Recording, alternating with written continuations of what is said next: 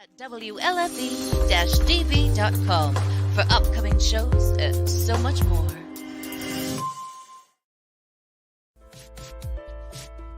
Hey everyone, it's Tuesday night again. You know what that means, don't you? It's time to join Mike and Kristie for another episode of Where's My Sage? A show hosted by a psychic medium and a guy on a quest to find Bigfoot. Who would have thought? Together, they will take you on all sorts of adventures, and not with lots of different people. Kristie even gives readings. It's time to sit back, get up and get ready. You can't sample the universe sitting down. Your hosts are waiting. Come on, let's go!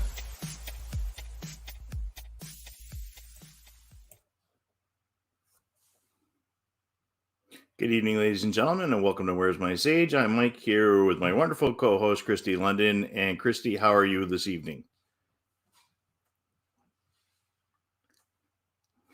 Kristie decided to keep herself muted, so See what happens when I have to do your job for you? Mute yourself. That is your job to handle the tech stuff. That's why you're the tech guy. We switched those roles last weekend, and you should know better. Just turned off all my power here. So, karma. Yeah. Just kidding. Hi, everybody. How is everyone tonight?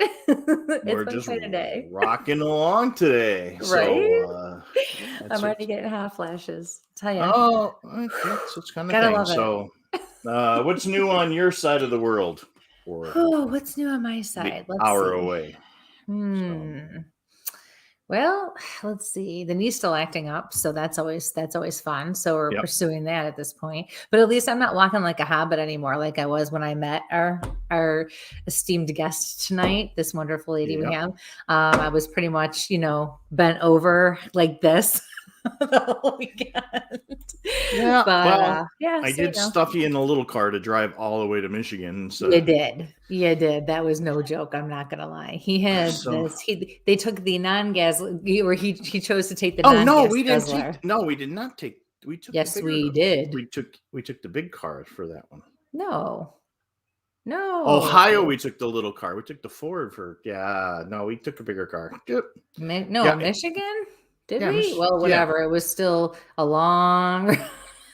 But anyway, yeah. So we are pursuing the whole knee thing, but I'm getting there. So what else is going on? Getting ready for Christmas. Definitely Thanksgiving. Okay, we have to get through Thanksgiving first. I get that, but like my house is already decorated and whatever. I feel like they're both about happiness and goodwill to others and being grateful and thankful for what we have. So it's not that I try to mesh them, but number one, it's a lot of freaking work to decorate your house, especially when your kids are little, which mine are not anymore, but still it's a lot of freaking work. And, for a very short time, I like to see it. It makes me feel good, So I figure why not? We can do it all at once, right? Why not? So I'm going to let you take care of I'm going to let you take care of the hose tonight because, that was a bone in contention.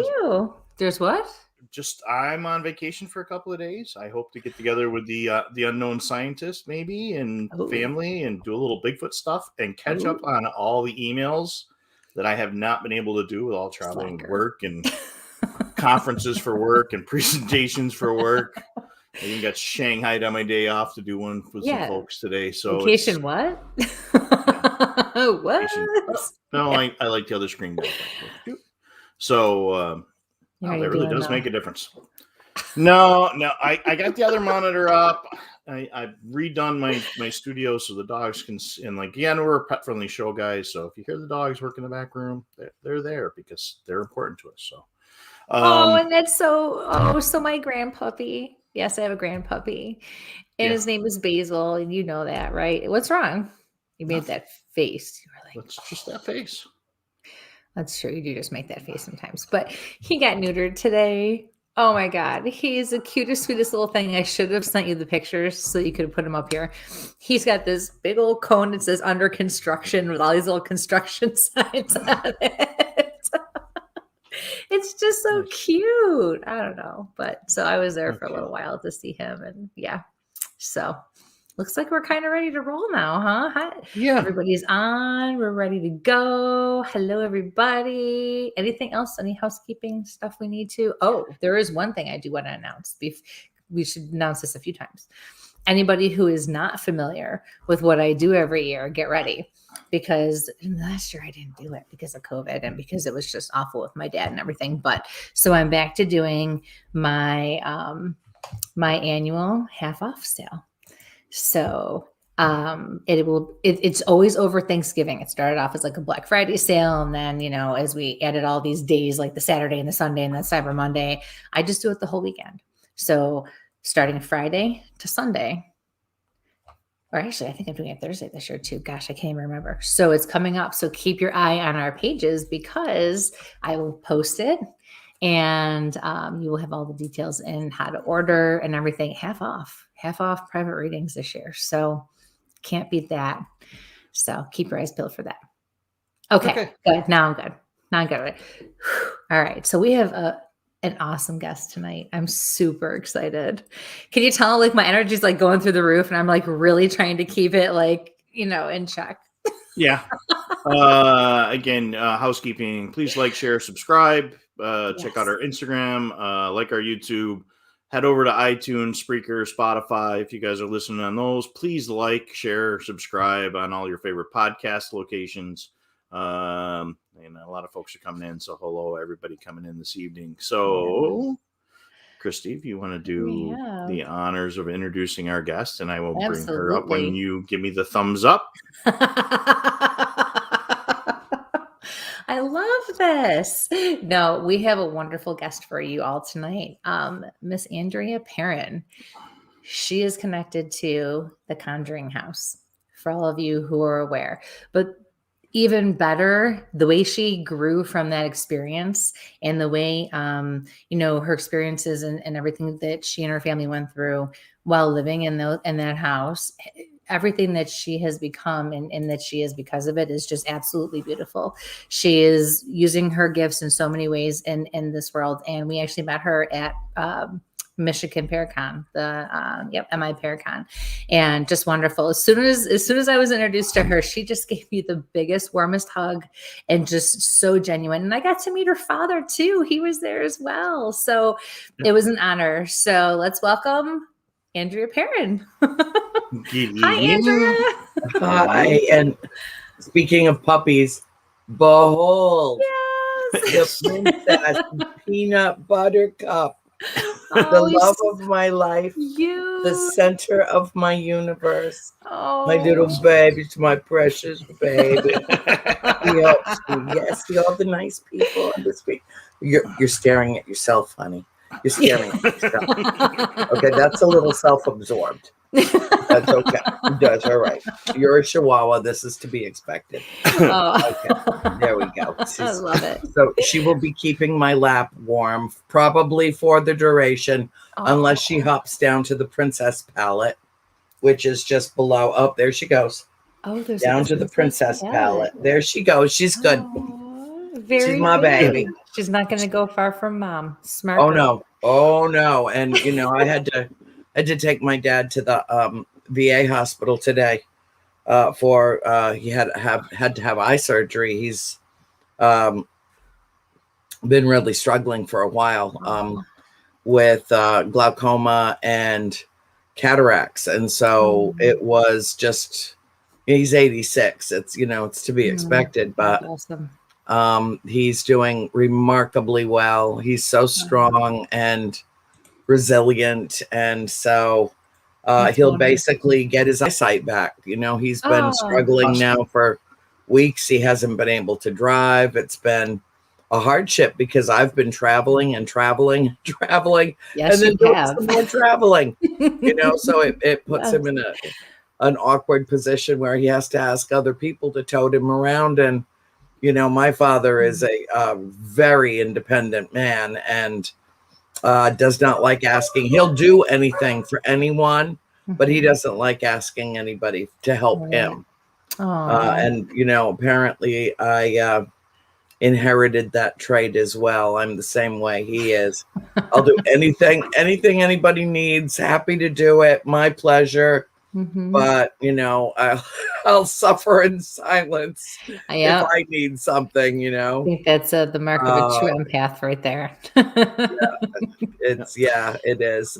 Jonathan Altieri is here, who joined us tonight. I just saw him last weekend. Yes, I know, John. He's such a sweet man. He came. I was at the Ocean State Paracon I was in Rhode Island and Massachusetts. It's this past weekend. It was wild. It was wonderful. We had a great time. I came home absolutely exhausted. I didn't get home because of a 5-hour flight delay because our plane got stuck in Chicago. I ended up getting home about 11 o'clock Sunday night, and I was a wastoid all day long on Monday, and then today was, up at 5 to be at the hospital for surgery. Dad's surgery was first thing in the morning.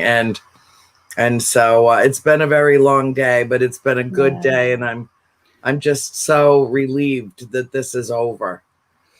Because I want his sight restored and I want his independence returned to him.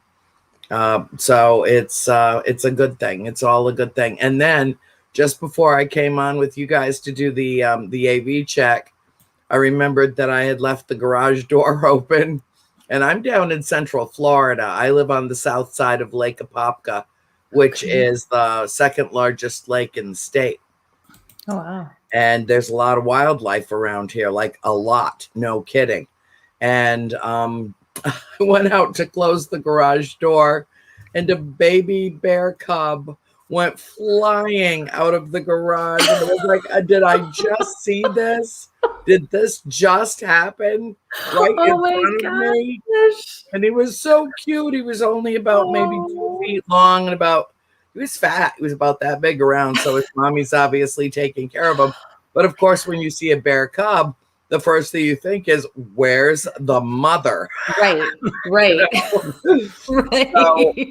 So, oh my gosh. I opened and closed the door a couple of times, made a little bit of noise, in case there were other babies or, mom, and nothing else left. So I think he was off on his own looking for trouble.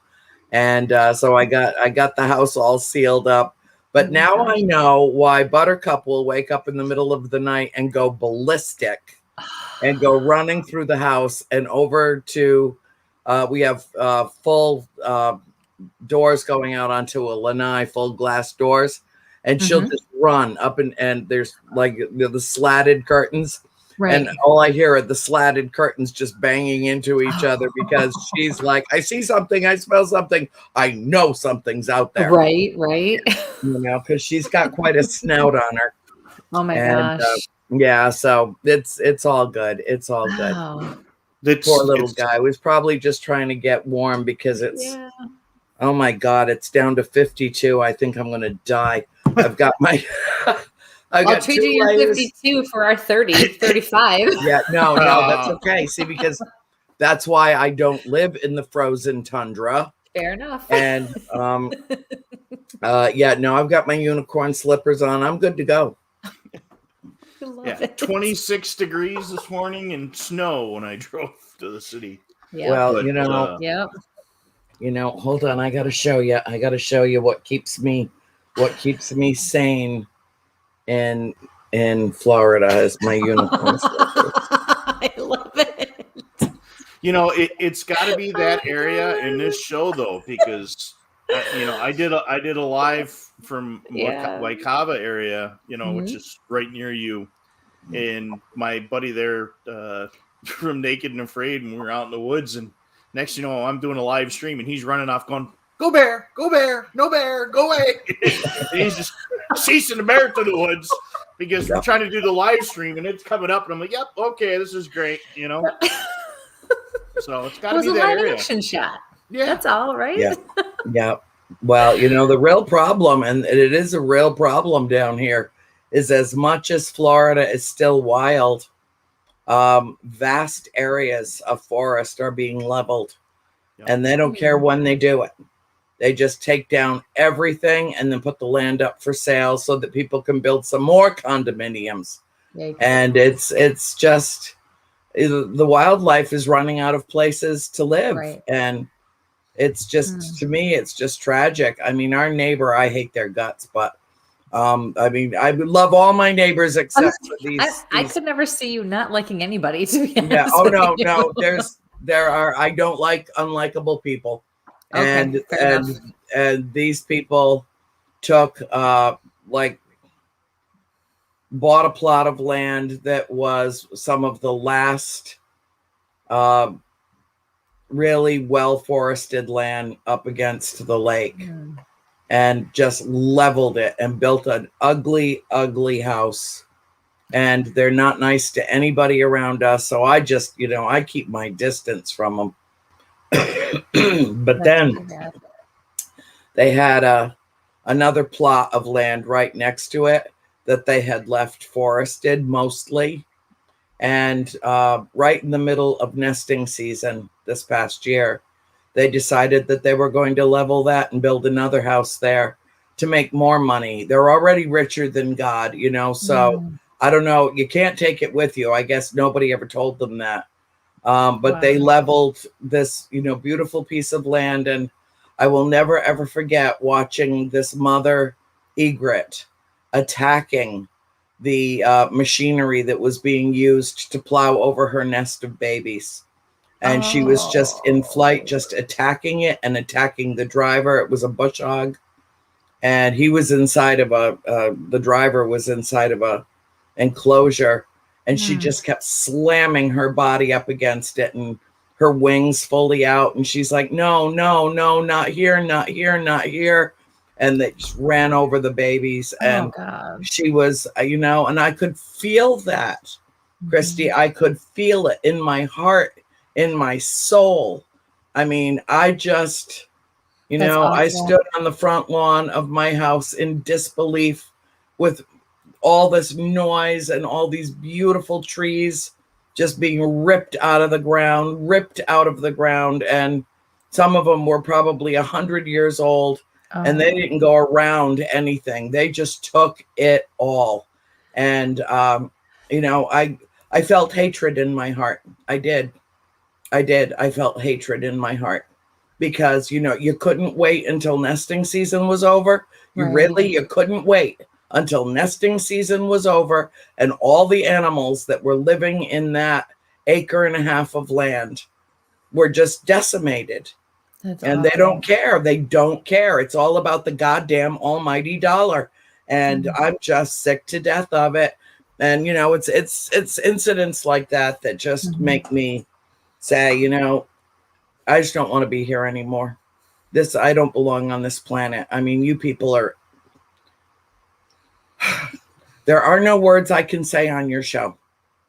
Oh, yes, he has a ticker for that. We have a ticker for that. Really, I do. I have one right there. Do I have to? Okay, I've already used one. Mike do I have to put like $1 in a jar somewhere? Is there a magical jar that I have to start filling up? Because it drives me insane. We've donated some police canine funds in the past, but just feel free. And that was more for saying chef. Yeah, that was for Jetila. We did that. So just feel free to be me. Okay. Absolutely. That's what we want. We can't learn about the universe and be who we are and express and grow without being who we are. If we have to turn around and lock ourselves down, it doesn't work. I tell folks all the time, I'm like a chainsaw through butter. I'm going to get to the cut through the chase. Somebody may get spray all over them. But anyway, so just eat it, grab a little bread. You're good to go. Sop up that info. So be yourself. Yeah. That's all I ask. I can definitely attest to that because I get many messages that say, you better handle this one or we're probably not going to be able to. So, Kristie handles I'm not going to go back there. The PC stuff. Yeah, if I see it needs to be taken care of, it just happens. It's the way we have to. We've gotten to PC, so we're missing the little things in life. Yeah. So, and when you start destroying nature, it's in, like I said, every year I come down and spend time in that area. So I know what you're saying, between there and Polk County and even out, I won't even go out to the coast anymore because you can't see the ocean anymore because it's condo after condo after condo after condo. And you're like, where's the water? Can't find the water. Yeah. Unless you own oceanfront property, you don't really get to see it because we had right around the corner from here. When I first moved down here 7 years ago, was 100 acres of an old orange grove, and the view of the lake and the view of the sunset from the corner right around near my house, like a quarter of a mile away, was so breathtaking. Oh. And now there are 180 homes there. It's like a little mini city. Mm-hmm. And I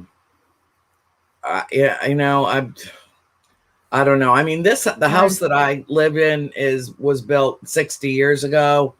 And I'm sure there must have been trees on this property at the same, at that time too, based on what's here, I would say they left most of it, only took down what they absolutely had to put the house in. But, I really do, in my heart of hearts, believe that human beings are the pestilence on this planet.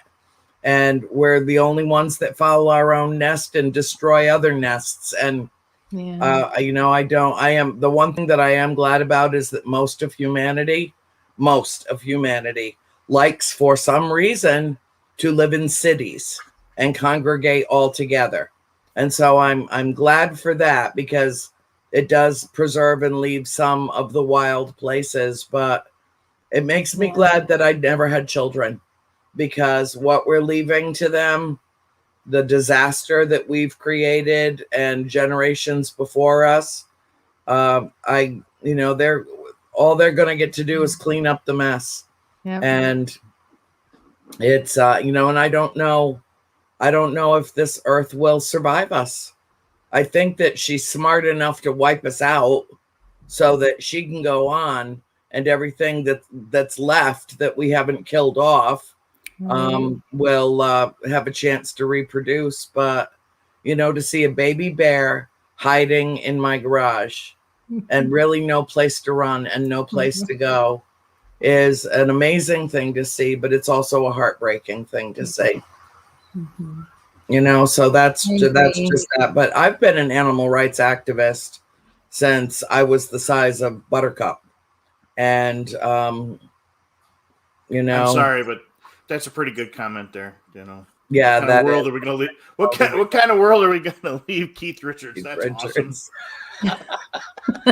Spelled Keith wrong, though. Spelled Keith wrong. Clean up that act. Go back and edit. I'm telling you. I'm a writer. Go back and edit that. Speaking of, that man is pickled. What? I know. That man is absolutely pickled. I swear to God, he sleeps in Nevada formaldehyde, which would account for the wrinkles. And he's never going to die. He never is. He's one of the immortals. I'm sure Marvel Studios will make a movie of him at some point. The Eternals, yeah. Oh my gosh. So I have to tell you this amazing story. Okay. Yeah. This is amazing. I know, Kristie, you and I have over the past few months gotten to know each other a little bit, which has been delightful. Oh, Mike, you couldn't be sweeter than you are.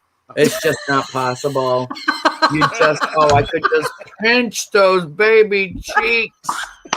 I think I did. Oh, now you're blushing. I can make a grown man blush. I can. Watch me do it. I can usually do it in 10 words or less. Can you do it? Let's do it. Do it.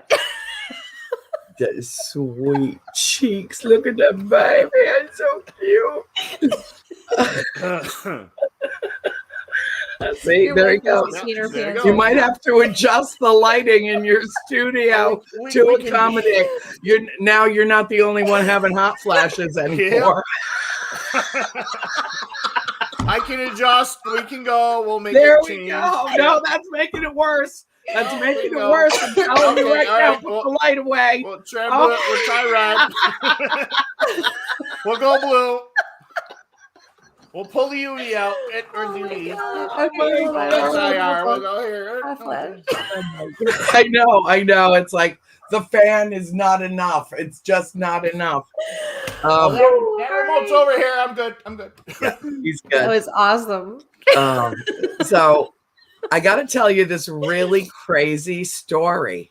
This is nuts. And this is coming from someone who lives a crazy life. I mean, my life is phenomenal in every sense of the word. And this is like off the charts. Okay.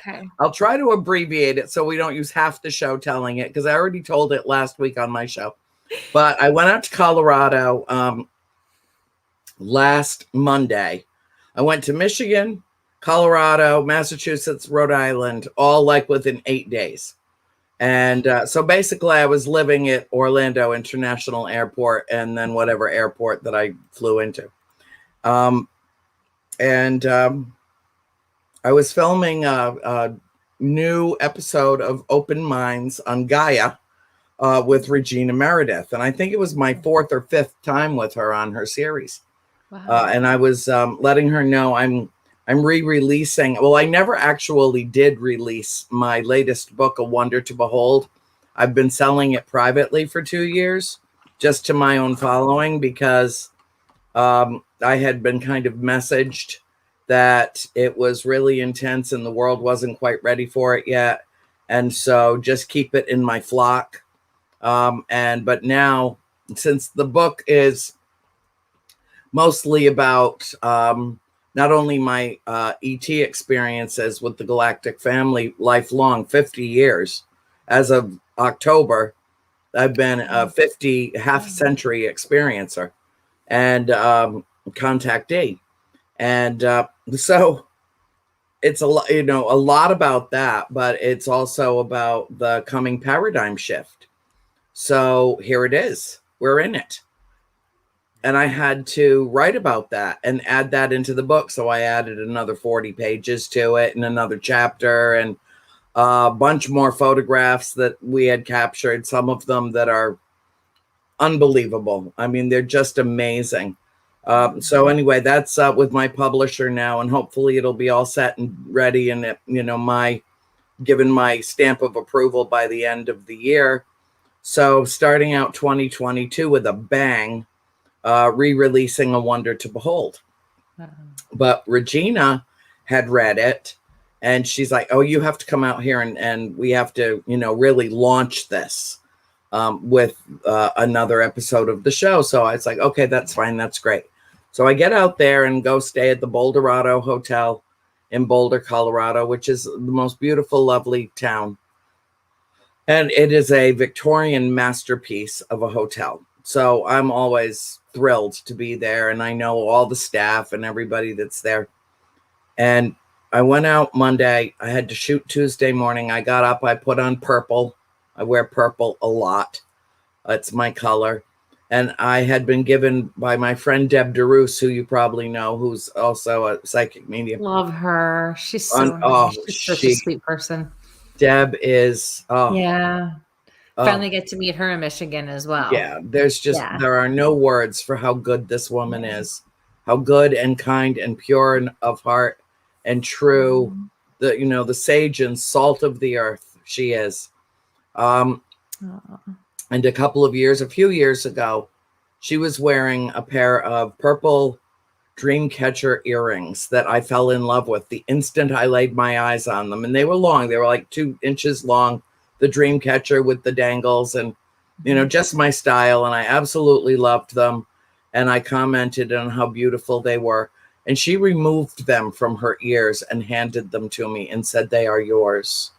Just like such a lovely, wonderful gift that meant so much to me because I knew she loved them as much as I did. So where'd he go? We're talking girl stuff and he leaves. I'm here. Mike has a tendency to do this. I'm going to pull out my makeup case. I'm telling you, I'll put it on right in front of you. Okay. I don't know where you went, but you better get your ass back here. So it's all right. We don't need him. He can just function it from behind the scenes. It's all well, good. that's there like, he is. This thing was off and it's still off, and it was and driving it's me nuts. still off. So I could have told you that. Yeah. I'm a Libra. I almost came over and straightened it out for you. I had to Except do a my presentation. broomsticks in the damn shop again. I had to do a presentation earlier, and it was like, oh, I can't have this stuff up behind. No, you need to get some alien tape, dude. I'm telling you, the stuff is magical. It really is. You can pop it off. You can put it back on. You can move it. You can. It's great. It doesn't rip your wallpaper off. It's great. It's great stuff. Oh, I have a T-shirt that says Bigfoot saw me and no one believes him. Oh God. No, I'm not on drugs. This is just me. So anyway, that's awesome. I go out, I get all ready, all dressed up, all dolled up to go over to Gaia Studios, which is probably a good 15 or 20 miles out in the sagebrush. It's a huge complex of studios, big company. And so my driver came and picked me up, and we drove and got back over to the studio. And I'm in there in the green room, which is where they do the hair and makeup and all the clothing changes and stuff. And I brought some extra tops in case they wanted me in another like outfit. Like, right. This is my outfit, and this is my choice. But it's her show. So if I clash with her, so anyway. So I'm sitting in the chair, and Suzanne, the hair and makeup lady, is futzing, and which was good because she actually made me look 20 years younger than I am. God bless that stuff in a pot. And she's mixing and she's doing the eyes and she's playing with the earrings. Oh, they're so pretty. They're so pretty. And then Regina comes in and she's playing with, oh my God, those are so pretty. And so I go to do the show. We go into the main studio, and there's like 6 techs in there, nicest guys you'd ever want to meet. And I knew a couple of them because a few years ago, the last time I did a show with her, I was talking about the farmhouse and one particular spirit, Bathsheba, and how she got such a raw deal in the movie. And I was talking about that because it wasn't her that was, haunting and taunting my mother. It was a spirit that was long dead before Bathsheba was ever born. Bathsheba never even lived at the farm. She wasn't an Arnold. She wasn't a Richardson. She was born of the Taft and Thayer families, both families of great prominence and wealth that lived in Providence. And how she ended up with a farmer in Little Podunk, Harrisville, Rhode Island, nobody knows, but she did. So anyway, I'm talking about her. And all the guys, of course, Mike, you would know, if you're working in a studio, you just turn your phone off while you're in there. Doesn't mean you have to leave it elsewhere, but you have to turn it off. So we're in the middle of the last episode of Open Minds, and all of a sudden, all the techs' phones came on. And all of them had a text message in it. And the text message to all of them was, I can hear you. Wow. All right. So they all freaked out, and I started laughing. I'm like, my bad. I had something to do with this. Anyway, they all had to take their phones. We had to stop filming, and they all had to turn their phones off and take them out of the studio. All their hands are shaking. They're like, this did not just happen to all of us, right? At the same time. Right. So they came back in, we finished filming, it was fine. So this time we're sitting at the table. Regina has just introduced me and is going over my new book, and I'm re-releasing it and all of that. And we're like 10 minutes in, bulbs are popping, all the audio goes down. This is a state-of-the-art studio that any producer in the world would drool over, like uncontrollably drool over. Just absolutely as high tech gets. Wow. And everything starts shutting down. We're 10 minutes into the freaking interview. So I was like, okay, I can fix this. And because we were talking about extraterrestrials, they were who I addressed. And it was because of the energy. And it's not just my energy, even though I short out everything. Everything I touch, I kill batteries. I can't use any equipment, investigative equipment, nothing. I touch it, it's dead. If I touch it, it's dead. That's it. So none of my producers will let me anywhere near their cameras. And even then I drain their batteries down to nothing in 15 minutes. They all know to bring 15 batteries with them whenever we do any filming anywhere. They know. Wow. And so anyway, I just said, Regina, give me your hands.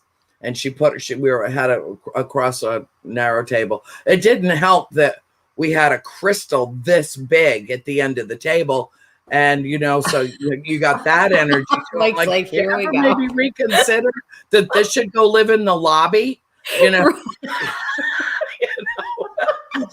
And so, and they have nothing shielded. They have nothing shielded at all. Not even some aluminum foil on the inside that keep nothing. Okay, Mike, the whole aluminum foil thing, it's a hoax.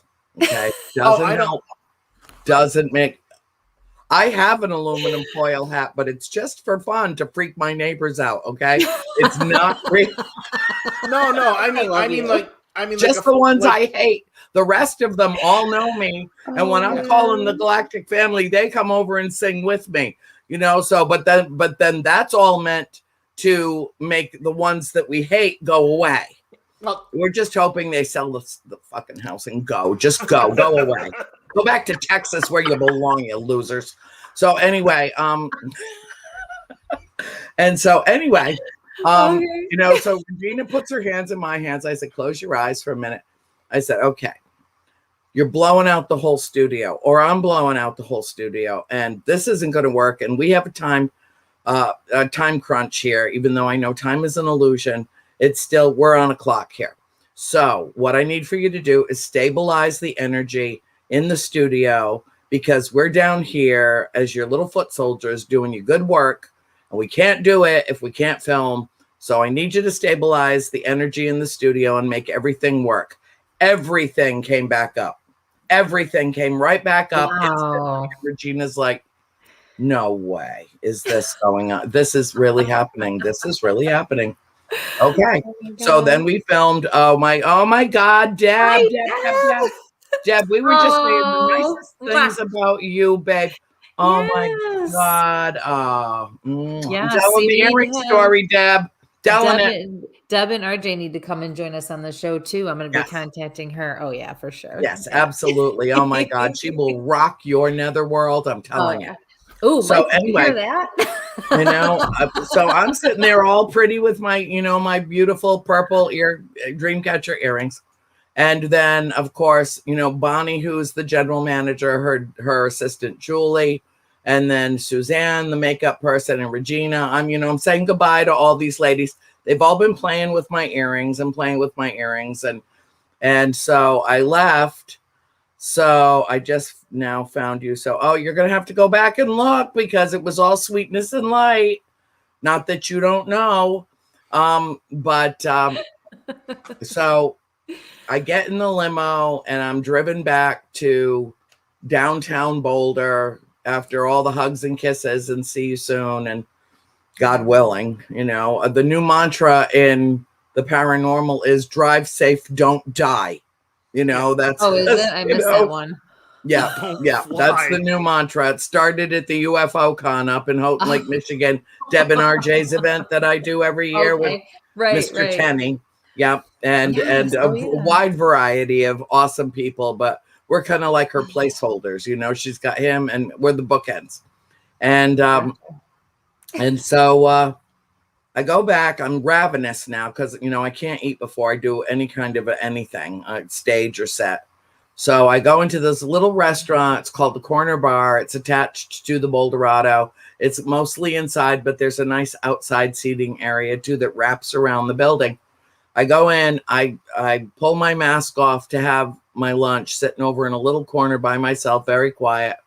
And as I'm taking my mask off, and I always take it off from left to right, I feel it get caught in my earring. Not a lot, but just a little bit. The loop did. And so I reached and I put the earring in my right ear, my dream catcher, and I tuck it back down in the hole. And then it's one of those loops. So I pushed it, smushed it a little bit to keep it in place. Right. Because I was very, very protective of Mike, these do you earrings. understand what she's saying? Yes, I've made some earrings in my past. Oh, okay. Just want to make sure. Yes. So do You look a little not. confused. You know what he's doing. You know what he's doing. He's placating me. That's what he's doing. That's all right. No, it's okay. No, Well, actually, he does make jewelry. Okay. Okay. He should make you something nice. There you Make go. me something nice. I'll give you That's my right. address. Oh, there you go. That would be lovely. Something from you. Make sure it's Bigfoot. Yeah. Oh, Make sure it's a Bigfoot thing. okay. Okay. And so I had my lunch. I put my mask back on, tucked it around my earring so it wouldn't get caught, go up into the main lobby, come down the front steps, and now there's nothing around me for 20 feet in every direction. Nothing. Okay. I'm standing in front of the hotel, close to the valet parking area. And I reach up, I take my mask off, and I feel the earring just lift up out of my ear. Just like lift right up out of my ear. I'm like, so I mean, it wasn't windy, it was 70 degrees, it was beautiful. It's like never is it like that in Colorado in the middle of November. Never. Right. So I start looking for it and looking for it and looking for it and looking for it, and it's gone. It's gone. It's just gone. It's not stuck in my hair, which, flying creatures have been known to suffocate in this. Okay. So I figured she laughs like I'm making this shit up. No. Okay. Now I occasionally find a dead bug in my hair that has suffocated. See, I've known to have bees get stuck and fly in my hair. I actually have very full, thick, curly, wavy hair that I straighten so it's not like that. And I have bees lots like of to hair. find their way. Kristie, he just ran a banner on the show. Occasional explicit language. Did you see that? Did you see? You're doing that to taunt me. You're doing that to taunt me. No, that's because Kristie is a potty mouth. So that's to cover his ass when I get out of line. I knew we were related. I knew it. Oh no, that's a whole because Kristie can't behave herself. Yeah. Okay, good. See, because I thought I was copping the blame for that. Okay, because it could be so much worse. You have no idea. Go with the flow. That's what we do. We just let. We do. He's got. I go with the flow. You're gonna have viewers that just flush me away because they're like, she's too much. She is too much. So anyway, I go outside. I'm looking for this friggin' earring everywhere. There's like a small barren tree in front of the hotel. I'm looking up in the barren branches to see if maybe it flew up and got stuck up there in the potted plants, all over the sidewalk. This is what happens.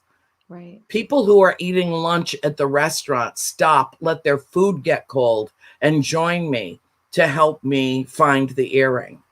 Okay? People walking their dogs past are asking, what did you lose and can we help? Wow. The valet parkers. Oh. Did I Wait. lose all you guys? No, I'm here. Am I Andrea? frozen? No, Andrea was frozen. Okay, Andrea. Uh-oh. They're messing with her.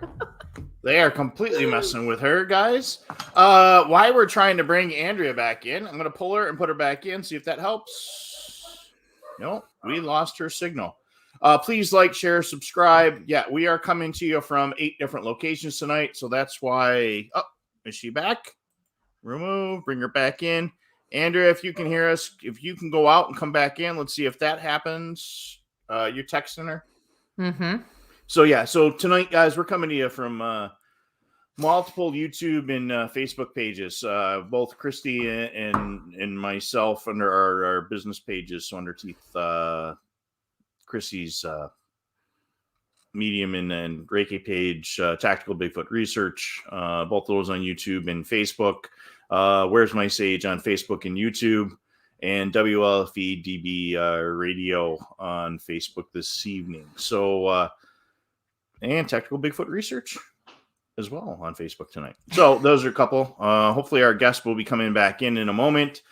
Please like, share, subscribe, and yeah, you've got one on there. You get the Facebook one up on there. So she's coming back, she said. She's coming back. All right. Isn't she awesome though, you guys? I mean, She's like awesome. we need like 5 shows to actually talk and catch up and learn all about her.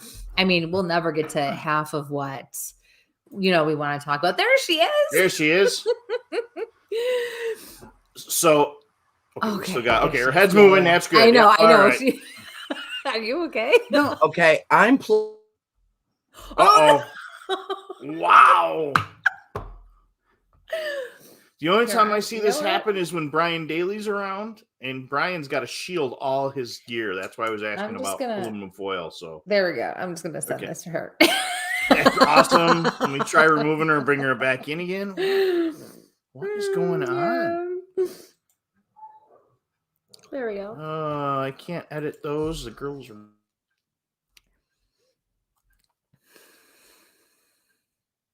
Well, hey, you know what? I wish. Thank you for that, Jen, because you know what? Okay. Oh, there she is. Wait, there she is. Okay. All right. Let's take a moment and do a Regina thing. We need to tell this story. People need to hear this. I need you to stabilize the energy in the StreamYard platform and just let us get through our show without further interruption.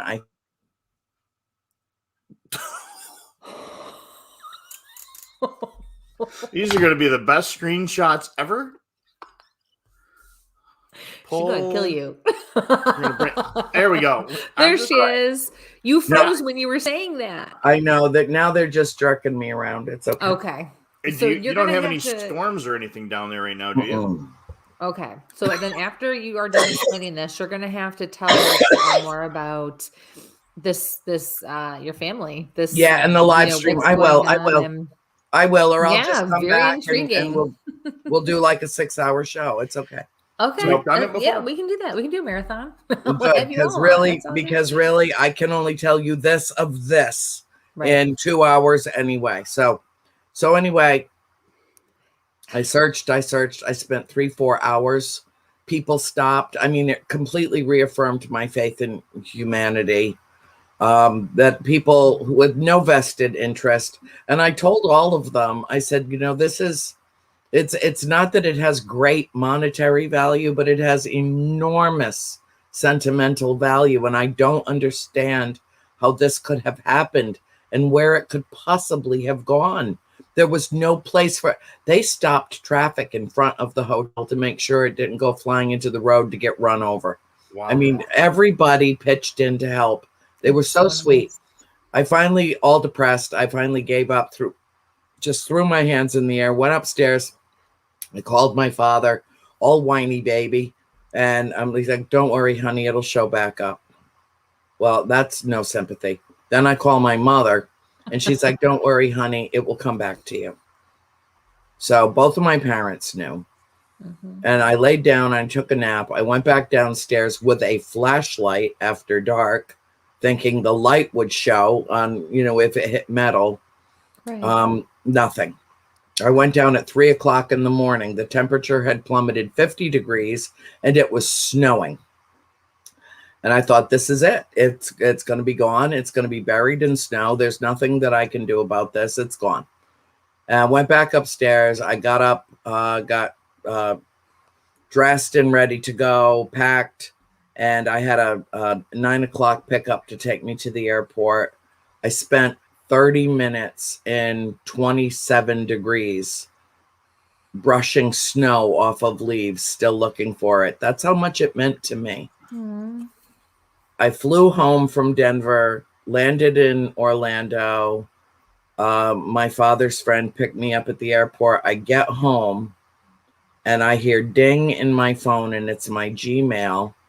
And they have just found the missing purple earring in the dressing room on a completely cleared off counter at Gaia Studios. Wow. Now, Bonnie said, Julie said, everybody said, no, you had them on when you left. Mm-hmm. No, but they were playing with them as they were hugging me goodbye. Right. And now the Galactic family have all the power they need. They could have taken that earring, had it, gone flying down into some place that I wouldn't have discovered it. They could have put it in my room. They could have they could have put it back here in Orlando for me to find when I got home. They could have put it anywhere. What they did was they took it and put it in the Gaia Studios on a cleaned off table in a dressing room where it would be discovered, where it would be returned to me, and where that circle was complete, because we were doing a very important production about the most important thing in the whole universe, which is that we are not alone in the universe. We are not. I'm not here to convince anybody, coerce anybody. Everybody's free to believe whatever they want. I know for me, we are not alone in the universe, and I've known it for 50 years, since I saw an entire flotilla of vessels that I knew at the age of 13 had not been manufactured on this planet. Were not from here. My personal paradigm shift happened half a century ago. So, it's they sent me a photograph of it. I've got it in my phone, the picture, because I still couldn't believe. I was like, oh, it has to be somebody else must have dropped an earring. Nope, there it was. That was it. And so it's on its way home to me. It's supposed to be here tomorrow. And crazy. Just an amazing thing. Absolutely an amazing thing. Wow. But that was done deliberately. And when I felt it come out of my ear, it didn't tug, it didn't hurt. I squeezed it closed. I should have felt it, more. Right. But it just gently lifted out of my ear. And it has a different feeling too when it slides very smoothly, like you're pulling it out. Yeah. No, I know what you're talking about. I'm sure most women do. Yeah. So that was my amazing adventure in Colorado. And I immediately sent a message to my publisher. Stop the presses. I got one more story to add in. And he's like, oh, Andrea, oh my God. Wow. Okay, this book's going to be as big as the Bible when we're done with it. But so it was a wonderful thing. So that was a wonderful thing. And then the next day I had to leave for Rhode Island, and my poor little Buttercup went to complete total meltdown because she's like, just got home. Well, I know even the text you sent was like, okay, I just landed, but you know what? I have to get a few hours of sleep because I'm taking off to another thing. And I was like, oh my God, you don't stop. Mike was like, is she really? I was like, yeah, I think she's like all over the place. I know it was, and I had an absolutely magical time at the Ocean State Paracon. I want to thank Ken DaCosta, Julie DeMay, Julie Griffin, everybody that was involved with helping me make that happen. It was a wonderful event to end my season, because this is it. Everybody knows, don't even ask me. After, from Thanksgiving to New Year's, I'm family 100% of the time. Mom, dad, sisters, it's my family. So, and shopping for them, which no wonder we get along so well. Coffee, you're speaking my language. Hello. Nectar of the gods. Nectar of the gods. Yes. When the earring kind of came up, did you hear anything or No. feel any no vibration or other sense of light change or any of that around? It was gone. No, it was just lifted up and out and gone. And then didn't show back up. I don't know where they kept it or what they did to it, but it didn't show up until the next day.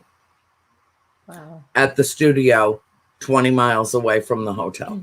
Right. Now I'm strong. I got great muscles, but I didn't fling it 20 miles. I can tell you that. Yeah. So, but we totally know you could if you wanted to. Yeah, it was acknowledgement, it was confirmation, it was validation that they knew exactly what we were doing at the studio, that they were there, that they were present. So I'm opening the email. I'm sitting on the sofa. My dad's in his rocking chair.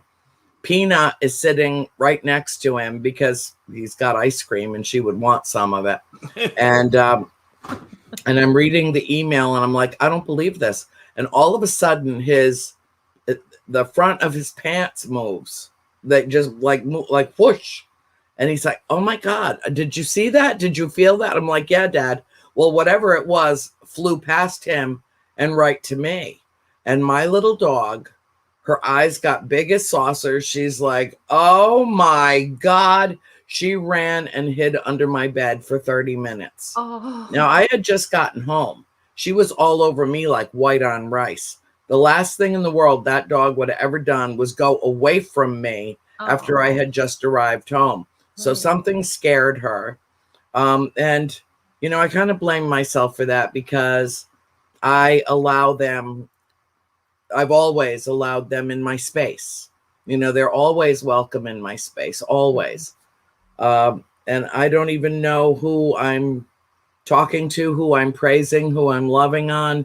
I just feel such a sense of higher love and belonging in the galactic family that there's just nothing that touches my heart more. Nothing. It's not even like human love.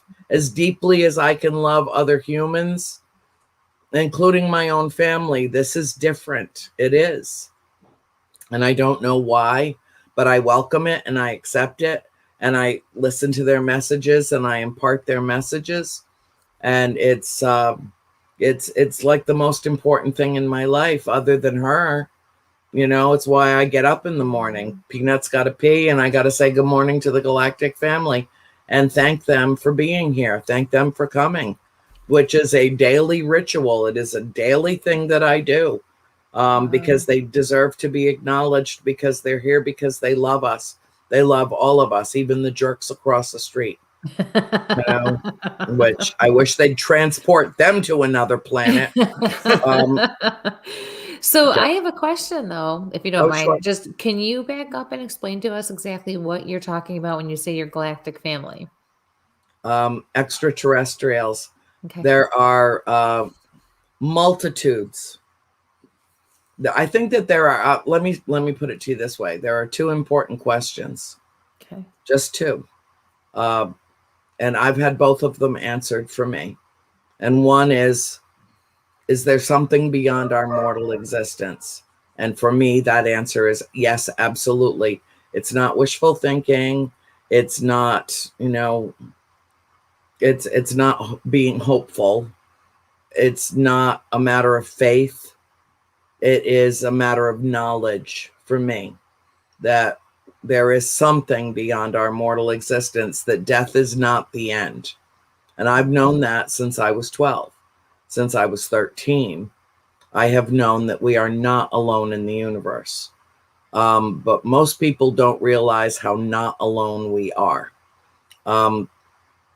There are 57 documented races that either are visiting the planet regularly or are cohabitating with us here.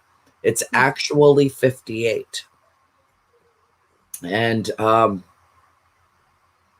I mean, these are the ones that are just on record, that are circumnavigating this globe in numbers that are difficult for people to fathom. But I have direct knowledge and direct contact with particularly several races in particular.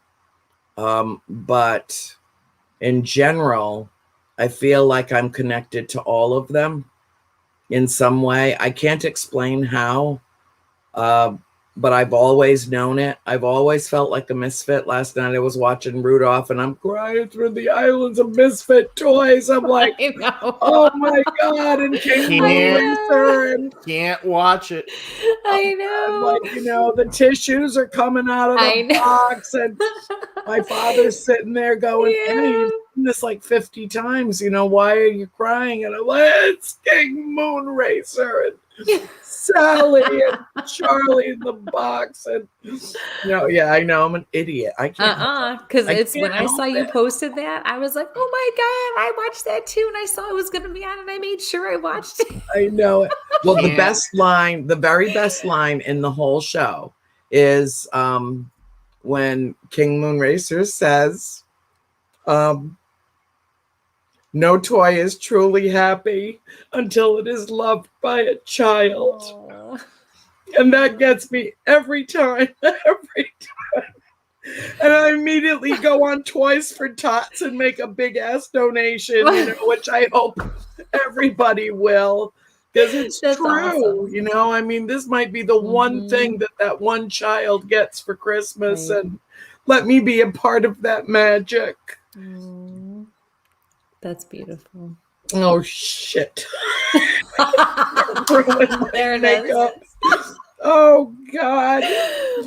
And the Macy's parade is coming. And now you got Deb all crying. To see the pretty colors and when Santa Claus gets here. And oh my God. It's all good. Okay, now Deb's crying too. Way to go. It's a group thing. We women do things in groups, right? I know. Let's have a good group cry session. So anyway, it was can't watch the movie. Can't watch it. Yeah, can't watch it. Okay, so Mike's one of the abominable snowman is I can't watch it. I'm telling you. He's Bigfoot, but the Yeti gets me every time. I know. And when Yukon Cornelius, I honestly remember when Yukon Cornelius actually went over into the cavern with the dogs. Yeah. I was so traumatized. I was just a little kid the first time I saw it. And I was like, oh no, not the dogs. Forget him. Screw him. Save the dogs. Yep. Well, but it was all better when they opened the big doors and they all came back in because why? Bumbles bounce. That's right. Bumbles bounce. No, I was so funny. Last night I'm on my phone, right? I've got my father sitting next to me. He's watching it. And he can't see anything. He's got cataracts, but turn the volume up. You're gonna try to compensate with another sense. And I've got all my sisters texting me. Bumbles bounce. Oh my God, King Moonracer. Oh my God, here's Clarice. Oh my God, her father's such a dick.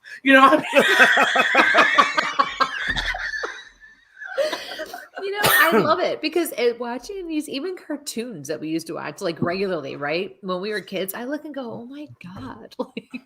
That's why they're redoing all these movies. Yeah, but they shouldn't. They're still good. They're still okay. But it's like, holy shit. Are you kidding me? We didn't even think twice about it. It didn't faze us, right? I know. But there's such an important life lesson in that story. It's like it's like a morality tale. It's like, don't be a jerk to people that are different than you are. Yeah. That's the moral of the story is that everybody brings special gifts and that glowing nose saved Christmas during the worst storm of the century. Yeah. And, if you watch it and you really, really pay attention to the message beneath, layered beneath it, it's a very, very important message to impart to children. Yep. It's foundational. I know it was for me. Yep. I know that it was. Yeah, and any one of us who are gifted or knew we were different from early on. Yeah. You said, we felt like the misfit. We felt like the oddball out. Even if we weren't, we still felt that way, Yeah. I know. So, and the same is true for A Christmas Carol. I don't care if it's a Muppets Christmas Carol or if it's Scrooged or if it's one of the real versions. It doesn't matter. The moral of the story is exactly the same. And ghosts, it's fabulous. It's, ghosts and spirits go back as far as the written language of humanity. Yeah. Right. It is something that is integrated in us. And what I think is miraculous and so marvelous is they don't have to show themselves to us. Right. They don't have to, but they do. And that's the magic of it. That's what's miraculous about it. Yeah. Because we get that little tiny glimpse of where we come from, where we're going. And the same with the Galactic Family. You know, they're letting us know who we are, why we're here, where we come from, and where we're going. You know, it's all integrated in the great cosmic dust storm we call the universe. Right. We are golden. We are cosmic dust that has formed into this on this plane of action at this time. And I truly believe, and this is a matter of faith, that we are all here right now at this particular time for a reason. And so we have to come together and we have to try to acknowledge our differences, except for the jerks across the street. They can be in a special help. But other than that, I had my neighbors downstairs who are like exceptionally loud in my building here. I'm like, holy cow, can you guys hear that? Like, I'm starting to wonder. So can we add them on your list too, please? Holy shit. Sorry. I can see my space every time they get loud and it comes up through the floor. And he's like, oh my God. Sorry, my bad. And I know, and you can't burn them out without burning your own place down. You know what I mean? You can't. You know, neighbors, you can't live with them. You can't kill them. Oh my God! I know I know it's bad. I go off planet as much as possible. I hate 3D. God, it's so oppressive here. It is just so. Do you think growing up where you grew up has some impact on why you have all this connection with everything? Yeah, big question. Yes, and I didn't even give you a chance to finish asking the question. Yes, capital Y, capital You're just E, that good. S. I mean, yes. Hey, my brain's just open. You just kind of whoop. The third eye is in reverse. It's more like an open door instead of looking out. You know. Yeah. So, no, we won't go there. Somebody put the people in backwards. I always knew I was different, but when. And, you know, I was kind of playing fake it till you make it, you know, because I just was a complete, total misfit that just wanted to be accepted so badly. And when I was a child, I was born, you know, my father is pure French. And I was born with a skin condition called ichthyosis. And basically, it means that my skin does not slough off naturally like other people's skin does. And so I very often have to put acid on me and like burn my skin off to, you know, when I was a little kid, I was used as experimentation at the Massachusetts General Hospital. Once I was diagnosed with it. 1 in 50,000 children are born with it. All of French descent. And it has different manifestations. And I got one of the worst cases of it. Most kids that are born with it outgrow it by the time they're 18, 19 years old. But when I was a child, all of my fingers would just split. Like the tips of my fingers would just split wide open. And my hands were constantly covered in blood. My feet, my heels would split wide open. I couldn't walk. My shoes were always filled with blood. I always had white gloves on. I always had white socks on. The doctors didn't know how to diagnose it where we lived. And my parents actually took me to Mass General to try to get an accurate diagnosis of what this was that would cause my skin to be so dry and so thick that my fingers would literally split open. Well, if you think for one moment that, and I went into the first grade at 5 years old. So they wanted to put me in the third grade because I tested at almost fourth grade level at 5 years old. And my parents are like, no, she has to be a normal kid. Put her in the first grade, leave her there, let her, go normally ahead. But there was nothing normal about me. I mean, I wrote my first book when I was 5 years old and did my own illustrations courtesy of Crayola. before they even had the 64 pack. I would mix the colors and make different, colors of, I mean, it was just, I was born to do that, and I just knew it. And so I ended up spending every recess. Nobody would play with me. Nobody would touch me. Nobody would come near me. And so I would spend every recess sitting with my teacher in her room, Mrs. Schiller. I'll never forget how kind she was to me. And I would just sit there, and she would teach me things. We would play school during recess, and she would let me go up to the board, and she would give me my own piece of chalk that I could keep because I would get my blood on it. And she would let me, do things. And so lunch and recess were always spent with her, away from all of my peers, because I was so rejected. And they treated me like I was some kind of hideous thing with, cooties or whatever. And so it was really, really hard. My first few years of school, I felt like a complete, total reject. And I didn't really have any friends. And it was just, I had my family and I had my teacher.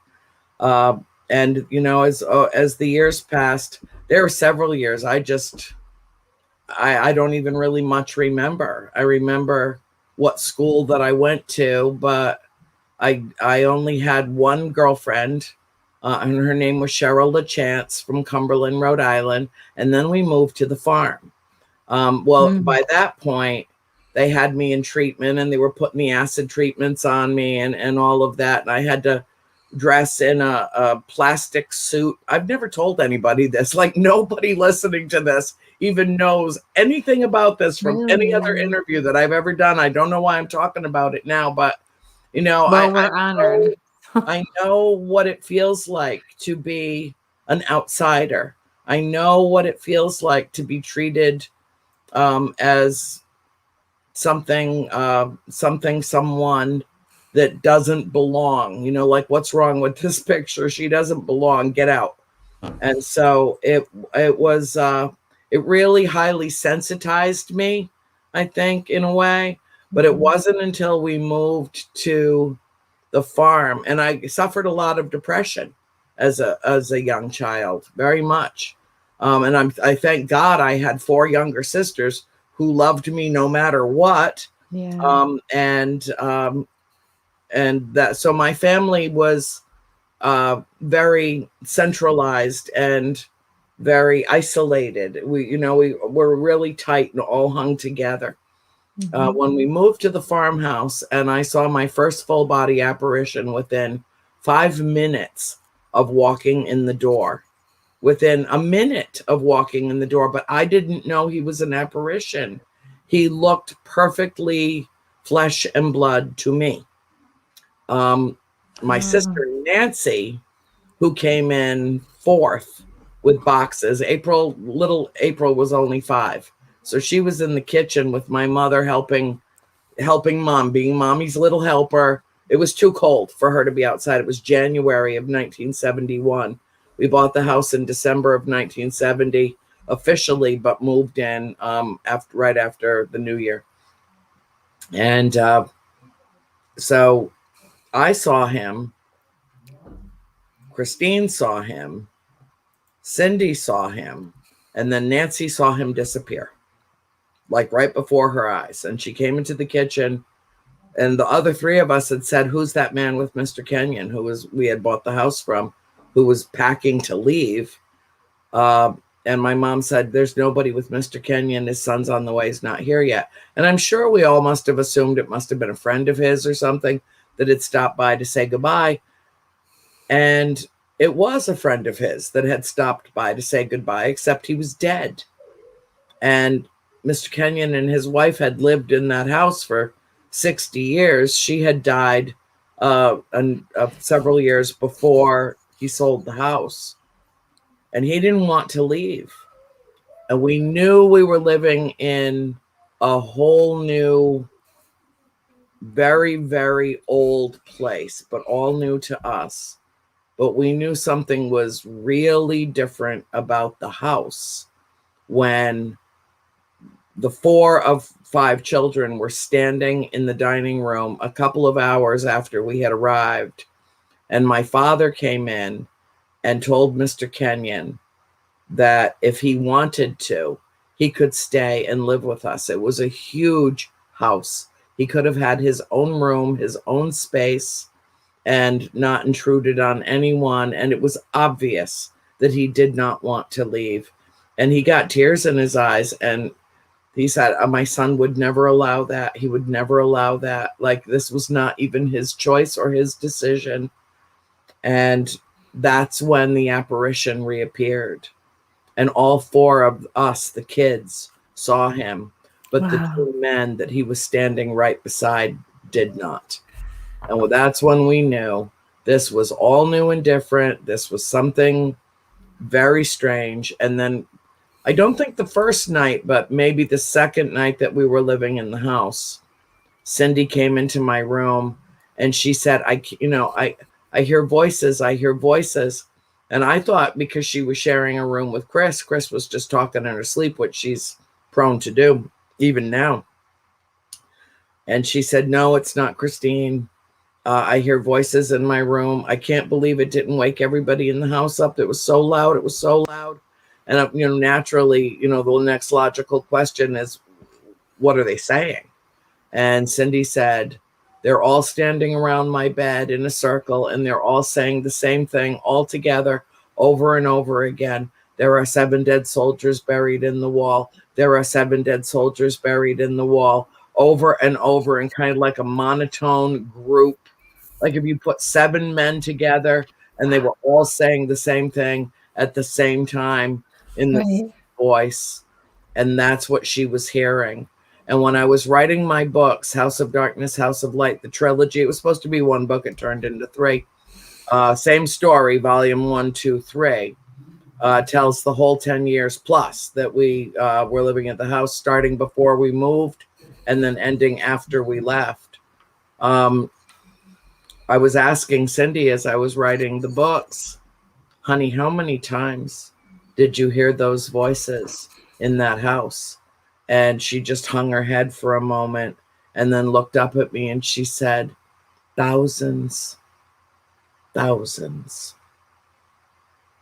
that was the beginning of an odyssey, of a journey, of a metaphysical excursion through the netherworld. I mean, that's really the only way that and I don't know if it was our family's energy or, having 5 little kids or, that bring all that kind of, I don't know. I don't know what unlocked that house, but we found out after we'd lived there for a while that house had quite a reputation before we ever moved in. But Mr. Kenyon never told us directly, or my parents directly, that the house was haunted. What he did say to my father the day that we moved in and he moved out, what he did say was, Roger, for the sake of your family, leave the lights on at night. And my dad didn't know how to interpret that. I mean, Mr. Kenyon was in his 70s. I'm sure he did not want to be construed as a doddering old fool. So he gave him this rather cryptic message for leaving my father to interpret it as he would. And the way my dad thought about it was, okay, this is a new house to my family. There's only 1 bathroom on the first floor. All the girls are sleeping upstairs with 2 very narrow, steep staircases. So if you don't want your kids tumbling down the stairs in the middle of the night, best to leave some lights on in the house. And that's how he interpreted it. But over time, as we got to know people that lived in the area, we couldn't even see. We had 200 acres. We couldn't even see our nearest neighbor's house. But over time, we got to know people, and we found out that there was never a time that anybody drove past their house, even in the wee hours of the morning, that house didn't have every single light on in it every single night. And my mother figured that was the way that Mr. Kenyon held the activity at bay. But I believe that the spirit that was there in the dining room that day that we moved in was there in support of Mr. Kenyon. You know, because he was fixated on watching him pack the china, his wife's china, in the corner cupboard in the dining room that's built right into the wall. And he was being so careful and gentle with her fine china, the things that he would be taking of hers that had been in there for decades and decades. And this apparition was just standing there kind of looking at him with very kind eyes, and had his arms crossed and his head kind of cocked to the side, and had one of his legs up against the wall, and he was just leaning at the entrance to the front foyer that led into the kitchen, just leaning there watching him with a little bit of a quirky grin on his face, but sadness on his face too. And I said, as I walked past him, I said, "Good morning, sir." And he didn't respond to me. He just looked right through me and just stayed focused on Mr. Kenyon. I didn't know he wasn't alive. I swear to you, I did not know he wasn't alive. He appeared absolutely real, flesh and blood to me. And that's when, whether I realized it or not, I had the ability to see interdimensionally, extra-dimensionally, alternate dimensions existing simultaneously in what I've always described as a portal cleverly disguised as a farmhouse. So I'm getting somebody's echo there. Is that mine? I don't hear an echo. Okay, I was picking up. Must have been off of Kristie's mic. We got to lower your settings there a little bit. Yep, I saw that. So when you saw those full body apparitions, is it something your parents saw, along with you, or what do you think allowed you maybe just at youth seeing them? And did you think maybe that Mr. Kenyon thought that they were family, or he thought they were family of, what am I looking for here? He didn't want to leave because he became friends with whatever was in, or a bond to whatever was there spiritually. No, I think he knew that the house was active, but I think that the spirits had bonded with him. He did not see that man. He did not have any reaction to that man being present in the room. Only the children saw him. Okay. My father did not see him. My mother, I don't ever even remember my mother coming into the room. My mother did see him years later, and he turned and made eye contact with her, and she dropped a basket of laundry because it shocked her so much. And he was apparently standing in the foyer talking to someone who was invisible. And he had his hand down in his trousers, in the pocket of his trousers, and he had taken something out and was handing it to someone who she could not see.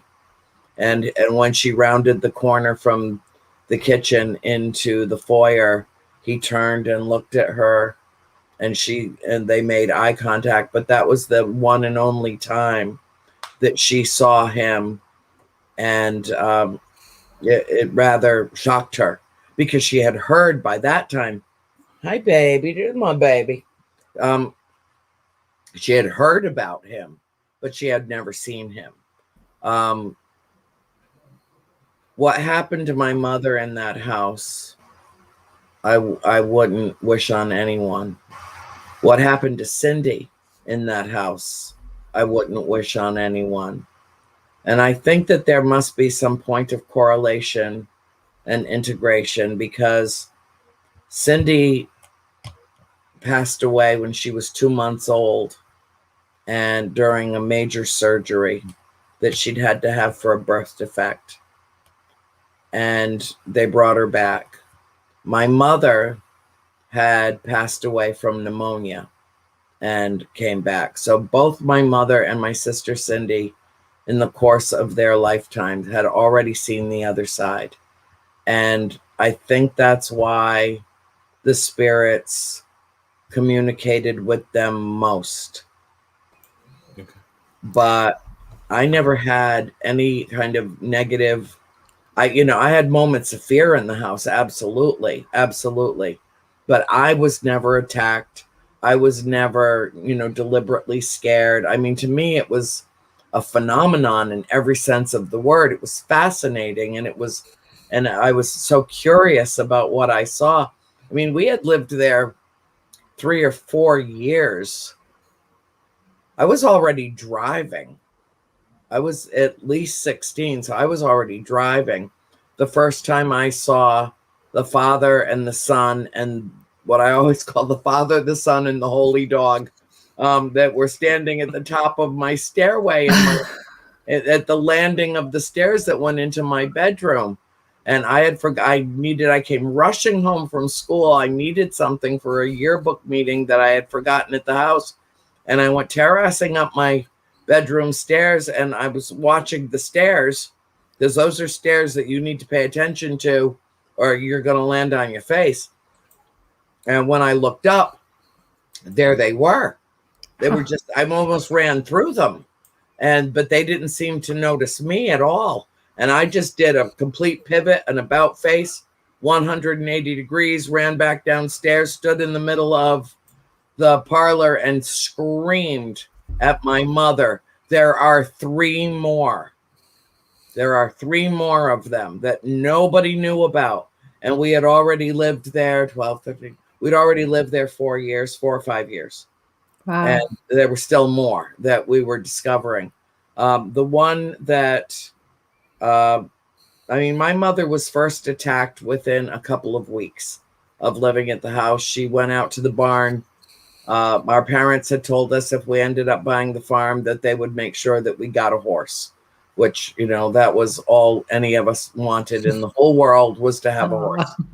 And so my mother had gone out one day when April wasn't in school yet. She was too young, and she had fallen asleep on the sofa watching Sesame Street. So Mom went out to the barn to just look it over and see if it was really horse ready.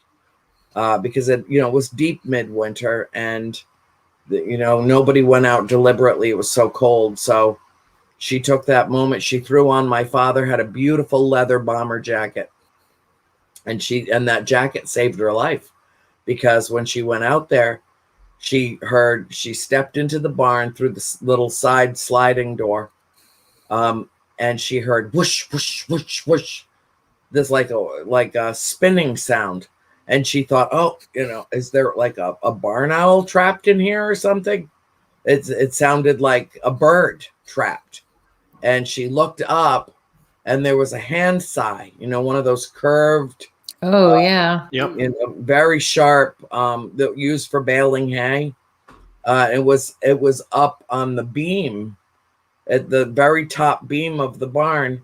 And it lifted up, and it was spinning very, very rapidly. And when she saw that happen, she was shocked, and she stepped back, and she, put her head up, and she's watching this thing spinning at a phenomenal rate of speed that had just lifted up off the beam. And then it came in a split second, came down and cut right across her neck, right where her jugular vein would have been. And it split the leather on, she had like 3 or 4 layers of clothes on, including a thick turtleneck sweater, and then the jacket over it. And it gashed the jacket wide open. It was that jacket that saved her. Could have, just decapitated her, or at least cut the vein. She would have bled to death. It blew her mind. It absolutely blew her mind. Kristie, I got to tell you, when we got home from school that day, my mother was sitting with her knees up on the sofa. I will never, ever forget it. With a vacant look in her eyes. I came in the house. My sisters came in behind me. At that point, we were all using the same bus. And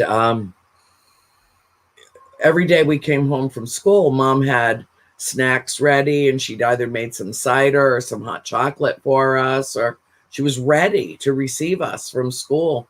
And there was nothing out in the kitchen.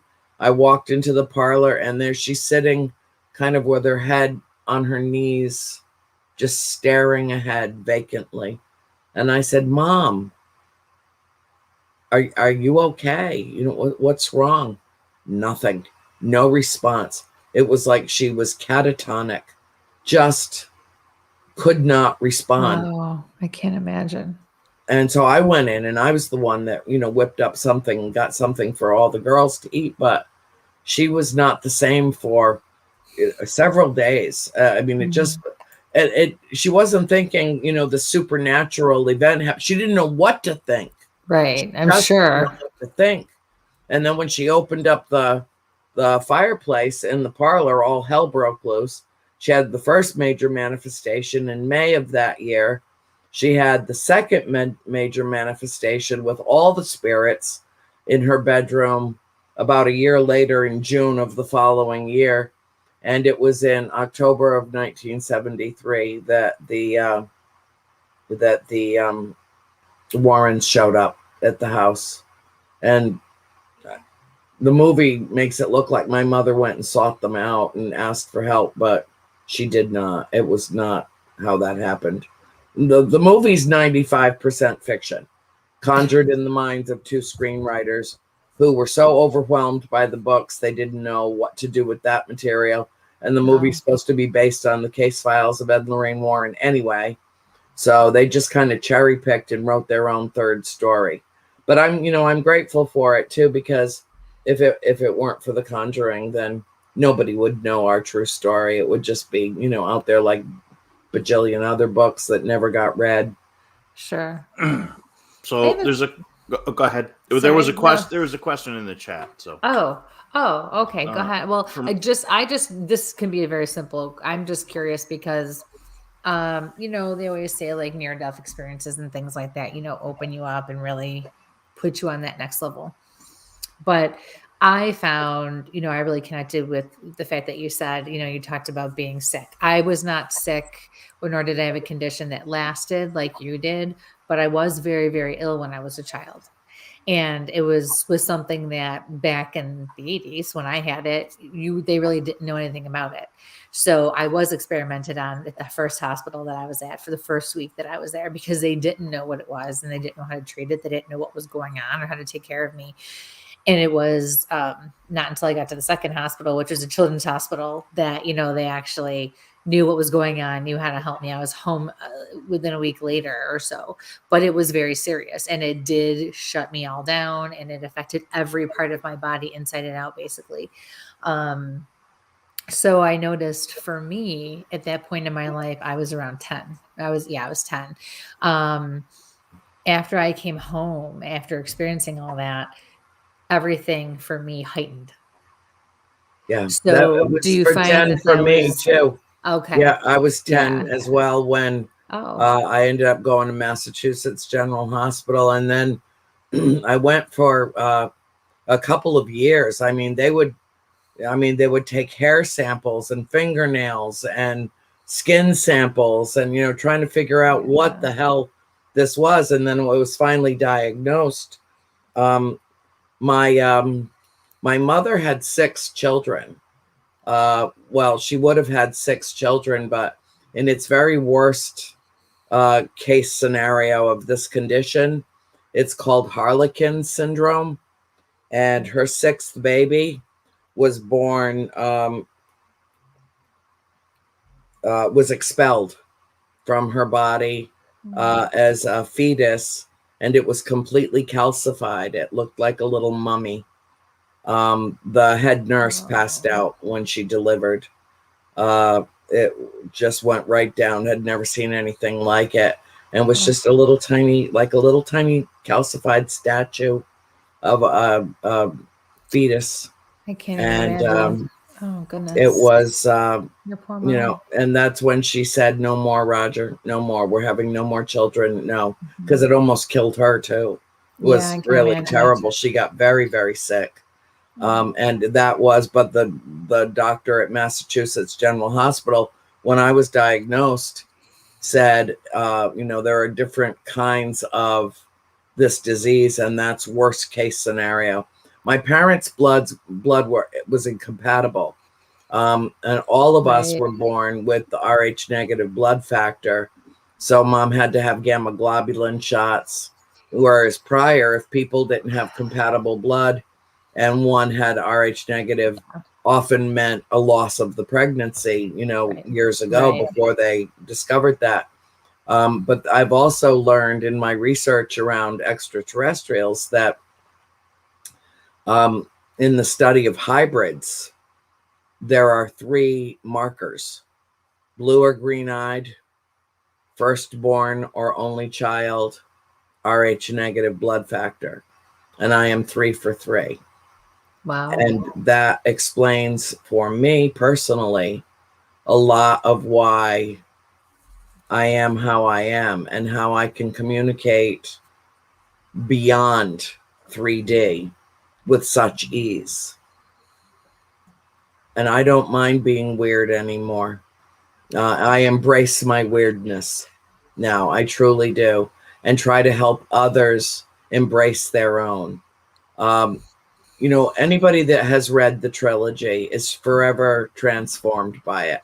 They'll never, ever think about anything the same way again. But the greatest gift that it gives is not the information about what happened to my family in that farmhouse. It gives them permission to tell their own story. It liberates them.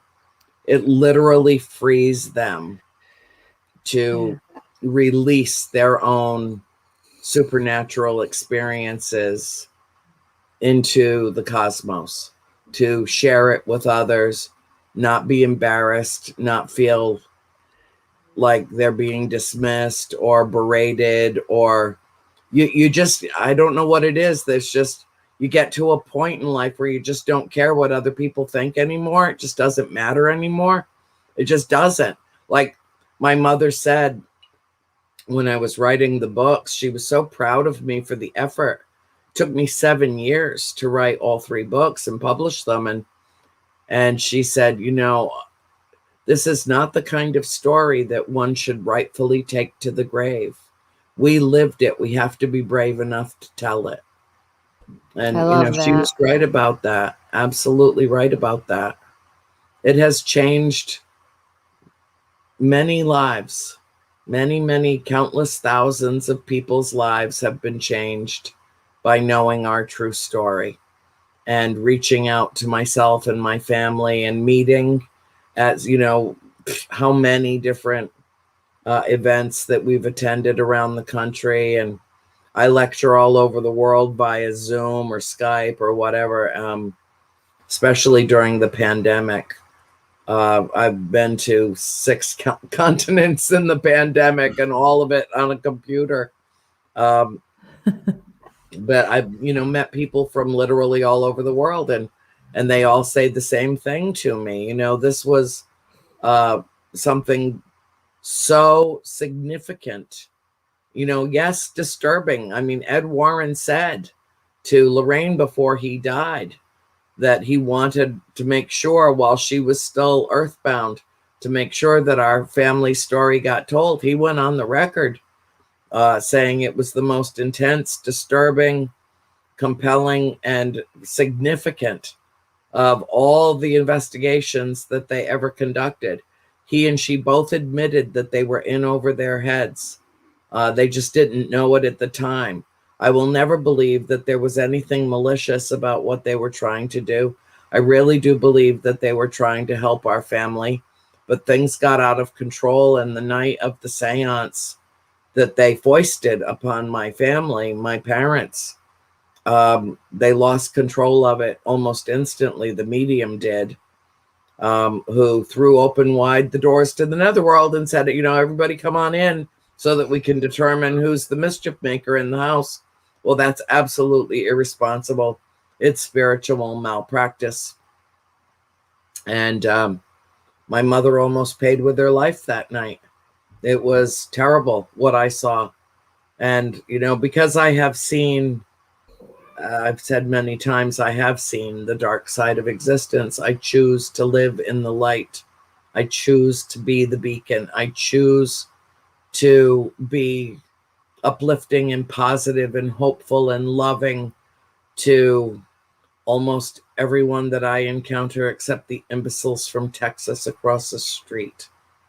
who I ignore as though they're already dead. I can't see them anymore. Let there be a special hell filled with attacking egrets. So, is that wrong? No, I don't think so. No, because I'm feeling the same way about because they're evil down there. You know, and if you're a real spiritual warrior, you got to know what's worth fighting for. And I'm, the egrets are worth fighting for. The little baby bear, they're worth fighting for. Yes. The bobcat across the street is worth fighting for. A democracy is worth fighting for. That the Bigfoot Mikes of the world are worth fighting for. There you go. That's right. With the cute chubby cheeks that you just want to do this to, and just I know. Just pushing it out. I just need to lose 60 pounds. You look at that. I'm a badass softie. I guess that's just the very best way to describe me in a nutshell. Right. Because I'm tough as nails. I'll tell you what. We did a live stream from the farmhouse a few weeks ago over the Halloween weekend. And I called out the paranormal community because, and it just kind of exploded out of me. I'm sure it shocked a lot of people who thought they knew me. But I called out the whole community because there have been a number of people that have wormed their way into that house under the guise of, being legitimate paranormal investigators that are raving, lunatic, flaming assholes that have just made a mockery of my family's story, of the story of the farm itself. Fools that they are, a couple of jerks from BuzzFeed that went in there with pussycat ears on, hopping around the house on their hands and knees, meowing because they had heard there was a spirit dog in the house that they were trying to get to attack them. Oh, they were provoking. How old are you? I wouldn't expect that from a 4-year-old. These were full-grown men. I didn't name any names, but I just put it out there, and they know who they are. One of them that went in during an episode, the one thing that I ever filmed there that I wish that I had not participated in. Deep breath. Before I shut everything down again. Yeah. Who pretended to be possessed. What? Pretended to be possessed. The worst acting job I have ever seen in my life. Come here, baby. Come on up here. She's like, oh, mommy's getting upset. Come here. Yes, mommy needs to relax and calm down and feel good. Get the rump roast. I'm going to have to redirect. The thing is that, my baby. This love it. This fixes everything. You're licking my lip lard off, and I'm not done with the show yet. Because that reminds me, I'm going to put your fan club stuff back in there, so that link is in there on Facebook. So we did have a question too. I don't want to miss that too, right, Mike? You said there was a question. Okay. Yep, there's a question from Robert, and then I have a follow-up. It's kind of going to go down that same path a little bit. So, Robert, thank you for tuning in from down under. Have you asked your galactic family if Christine has ever been one of the soldiers in a past life? So that kind of think that goes back to you were mentioning the soldiers in the wall. No. Yeah, no. I think that those were soldiers that probably died during the King Philip's War, which directly impacted the farmhouse. And the current owners had some ground penetrating radar done at the bottom of the property at the end of the fence line, the stone fence, and they found some anomalies, but in which could conceivably be a mass grave site. But in the state of Rhode Island, it is illegal to dig up graves, period. Okay. Old graves, really old graves, super old graves, unmarked graves, you're just not allowed. And so it probably will go no farther. But no,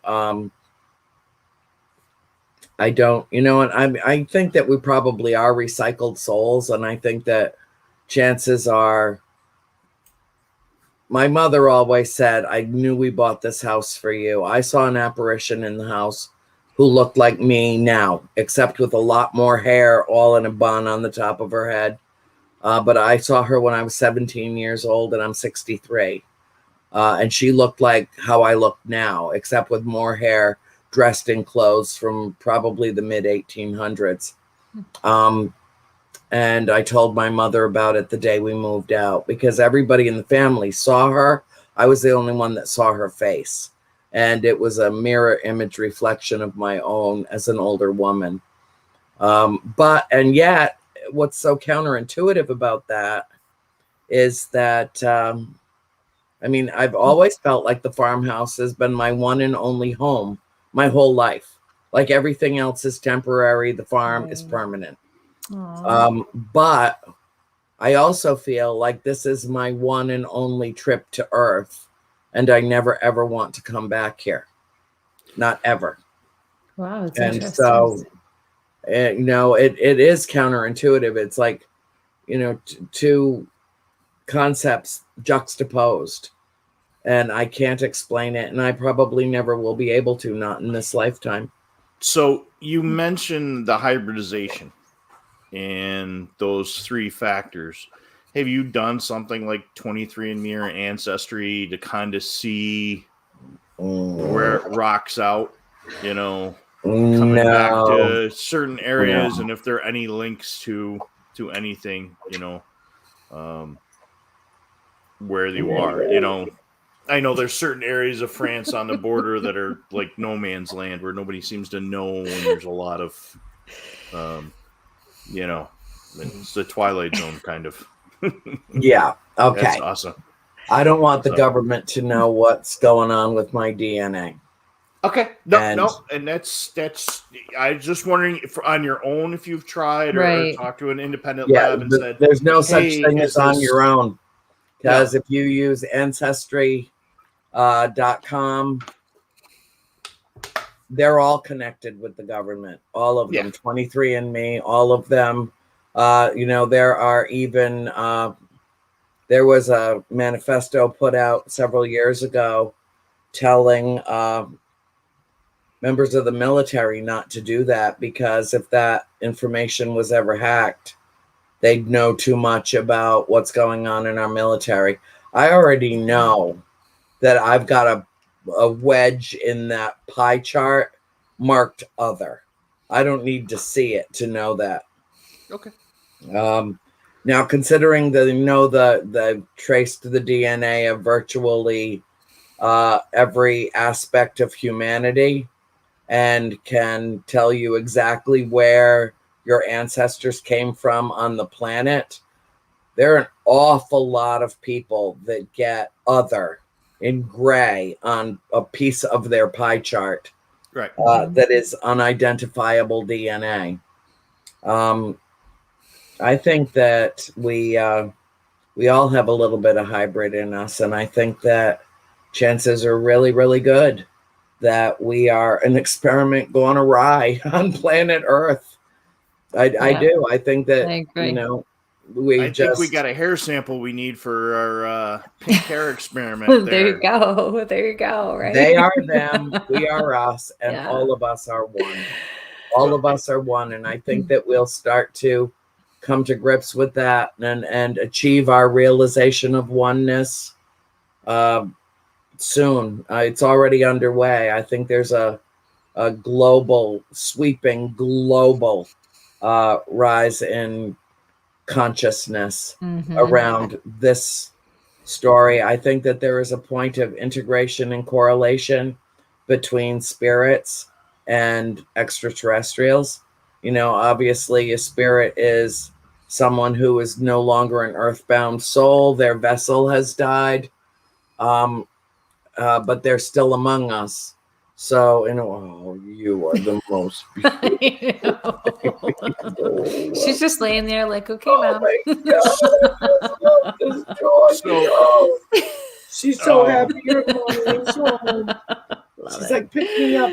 You're just like a little kid. Pick me up. Can I have a lollipop? Oh, God, such a baby. Hey, John Kennedy.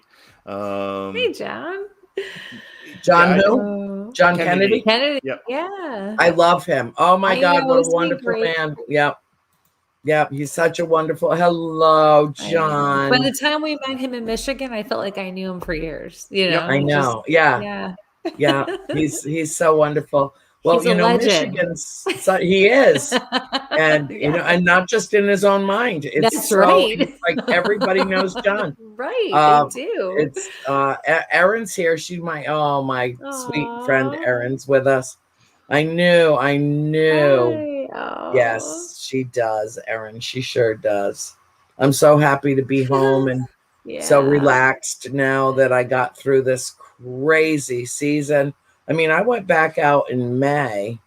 I did phenomenology in Gettysburg, Okay. and we were doing it at the Eisenhower Hotel. And I mean, we were really still in, the throes of the pandemic, and they didn't have any workers. And this is massive facility, huge hotel connected by this long corridor, right in just outside downtown Gettysburg.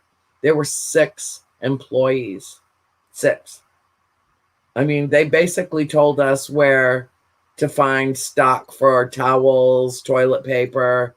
This door, we left this one open. We left that one open. If you need anything for your room, just go get it. I mean, we had the run of the place. Just That's pretty cool. Thank God they trusted us, to do the right thing. But we had the run of the place for phenomenology. There was just nobody there. Was that a COVID thing? Come back. Was it a COVID thing, Andrea? Yeah. Was it? Okay. Yeah. Oh my God, that's crazy. Yeah. And so, and that's how it's going. I mean, there were plenty of cicadas. It was cicada season. I mean, oh my God. I walked into BWI with them in my hair. They were suffocated. I mean, they were those little red beady-eyed things, oh my God, they look like this ancient, they look like little tiny flying dinosaurs. They're actually quite pretty, but bizarre looking at the same time. Pretty edible too. None of them in Gettysburg, a trillion of them at the airport. Don't ask me why. I mean, you couldn't walk through the terminal without hearing crunch. Yeah, because I mean, I was hearing that weren't planes downed and grounded because of those. Like they would just be swarms of them, right? Yep, swarms and swarms of them. Crazy. Yeah, that was amazing. So that's how my year started out after not going anywhere since March of 2020. Wow. I was at the farm the day that the World Health Organization declared a global pandemic. I was filming at the farm.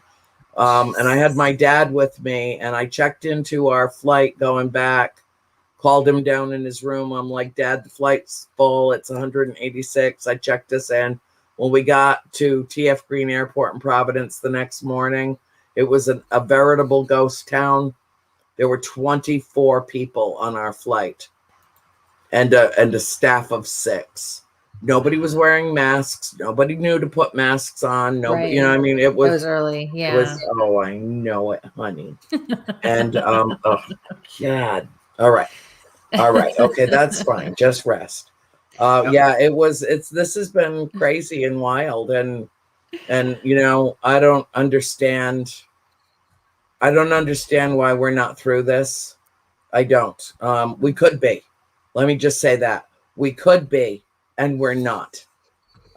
So I just have gotten to the point now, as much as I love humanity, I'm not investing any more energy worrying about people that aren't worrying about themselves, their own family, their own community. Right. 75 plus million people in this country that have opted not to use a vaccination that saves lives. I don't understand. I'll never understand. I believe in science. So I'm as vaxxed to the max as I can get, and I'm going back out into the world. Unfortunately, we're having to rely on an honor system in a world that some people don't know what that means. They'll literally lie to your face and say, yeah, I'm good. Oh, except that I'm not, so Mike, what are you writing to me? Now, see, now, Mike, I'm going to have to put my freaking teethers up to actually read. Can't you just talk to me? You're right there. We can keep going if our guest would like to. Well, that seems rather impersonal.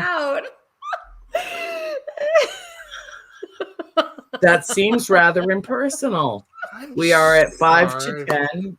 Now we're at 4 to 10. I know. Well, it was more than for the application we have a private chat. I was trying to get to Kristie, and I didn't know how long you guys wanted to go. I have no problem going whatever. Can you slap him? All right. I'm just going to take myself out of the... I'm going to...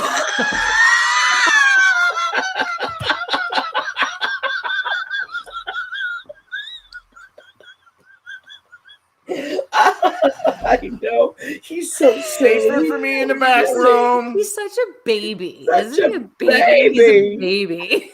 Oh my God. Look at those cheeks. Look at those cheeks. Yes, Andrea. The next time I see him, which will be soon, the beginning of the week, I think. Yeah, just give him, So like I will just be like, arm hey, remember Andrea? Whack. Yeah. No, I'll be like, I'm going to start doing this kind of stuff again. And if my grandmother's still watching, because she was earlier, she could totally appreciate it. My Italian grandmother. Well, could you please apologize to her for every curse word that I used? Bless her. Who are you kidding? Who are you kidding? My grandpa, when I turned 18, my Italian grandfather could not wait to tell the first inappropriate joke in front of me because I was 18. How do you know extra virgin olive oil is extra virgin or isn't extra virgin? Because it's humped twice. And I can still hear him saying it however the hell he said it. My grandma's going, Dad, Dad, don't say that for her.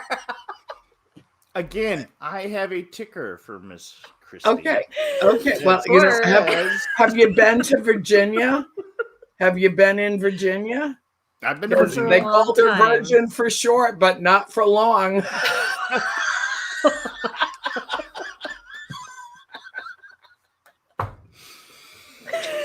Okay. No, I do not consume alcohol.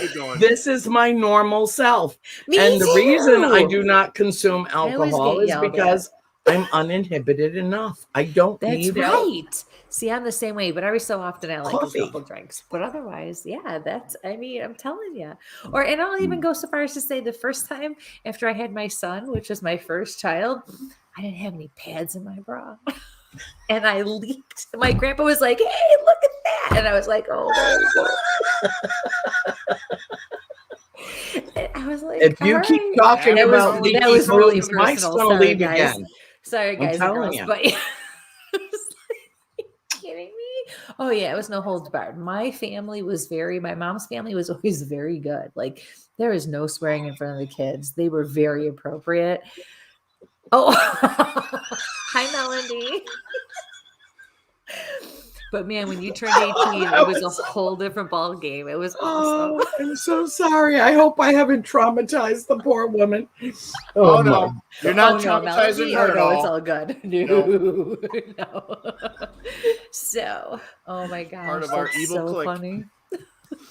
You're blocking the mirror, honey. You've turned your back on that. Was here. How about let's turn you around? Here we go. There we go. Oh, I hope you don't mind. She's like, she knows that our time is up.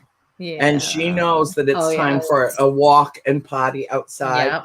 And yet when I open that door, she's going to be like, oh, hell no. I mean, now it's down to, oh my God, it's down to 49 degrees. Do you know how rare that is in Florida? That we go into the 40s? Yeah. Rarer still into the 30s. And this little peanut buttercup, she will come back in the house with her whole body quaking. She'll be a little popsicle. A little popsicle, yes, I know it. And yeah, can I put the sweater on her? No, absolutely not. I don't want the sweater. Yeah. Oh God. Oh my God. So yeah. So here's the thing with the farm. It changed everything. Mm-hmm. The farm changed everything. Nothing was ever the same after that. My mother, my mom looks back on it now, and we talk about this from time to time. And she said to me once, not, a number of years ago, I think when I published the third final volume of House of Darkness, House of Light, which she titled, by the way. Very interesting. Because she said it was both.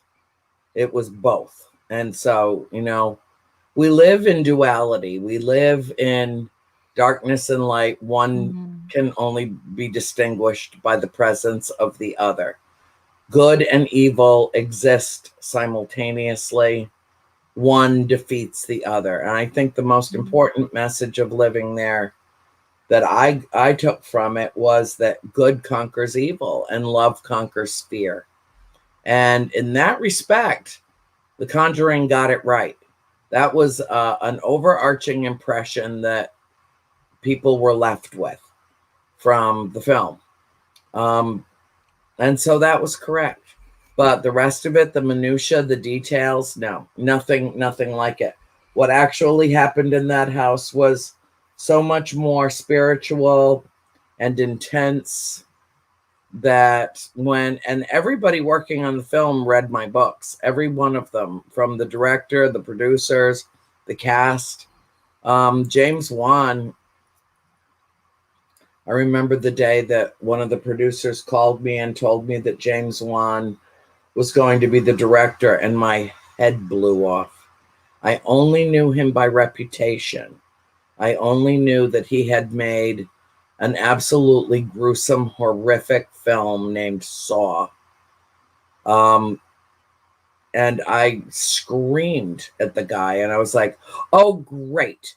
You just hired the king of slasher porn to make our intimate family story. Right.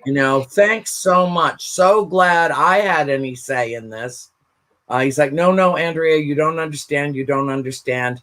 He's actually an aficionado. He's a very smart man. He's aficionado of the Warren's stories. And he was not familiar with yours. And so he read the books, and he's just blown away by it. He's blown away by it. And I said, well, that's great, but you just hired the king of slasher porn to make our family story. And I was just so disgusted. And I was a consultant on the film. And, at that point, I had already signed off on them using our names and likenesses on behalf of my entire family. I was really kind of devastated by it, because I thought that this was just going to turn into another blood and gore flick, just same as every other scary movie out there. And that's not what our story was about. And I was really, really upset about it until I met him and realized that he was a very serious, of course, he's the size of a 14-year-old boy. He's just the tiniest little man you ever saw in your life. Really? Like the size of my left thigh. Okay. I mean, he's just that little. And wow. He was so sweet and so kind. And my biggest concern was that the girls would be traumatized. The girls that they hired to play us would end up being traumatized by making the film. I was not allowed to read the script, but I was told by the screenwriters that they had cherry-picked a little bit from my books. They tried to integrate some elements of our true story into the screenplay, and the executives at Warner Brothers said, take it out, it's too intense.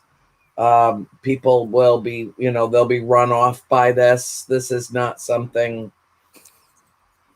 It was just, I think I have a new friend. You do. She's amazing. She's awesome. She is. She's one of our people. Yeah, she is. Yeah, she's one of us. One of our own Yep. kind. She is. Spirit. She's very close one of us. Yes. Yeah. Yeah. And so that was a really crazy time for me, because they kind of put me out as the face of The Conjuring, because there were so many incidents on the sets They had, not only were they filming at the house in Wilmington, North Carolina, they had also rebuilt that house on a soundstage in Wilmington as well. And there were numerous incidents that scared everybody that was working on the film.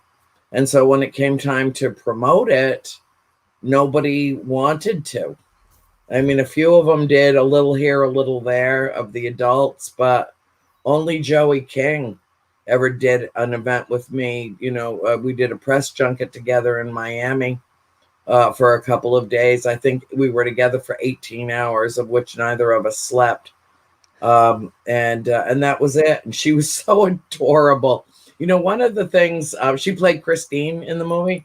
Okay. And one of the things that I found so charming about her, other than her vivacious personality and her huge blue eyes, and she's just lovely, lovely child. But the 5 girls bonded like sisters.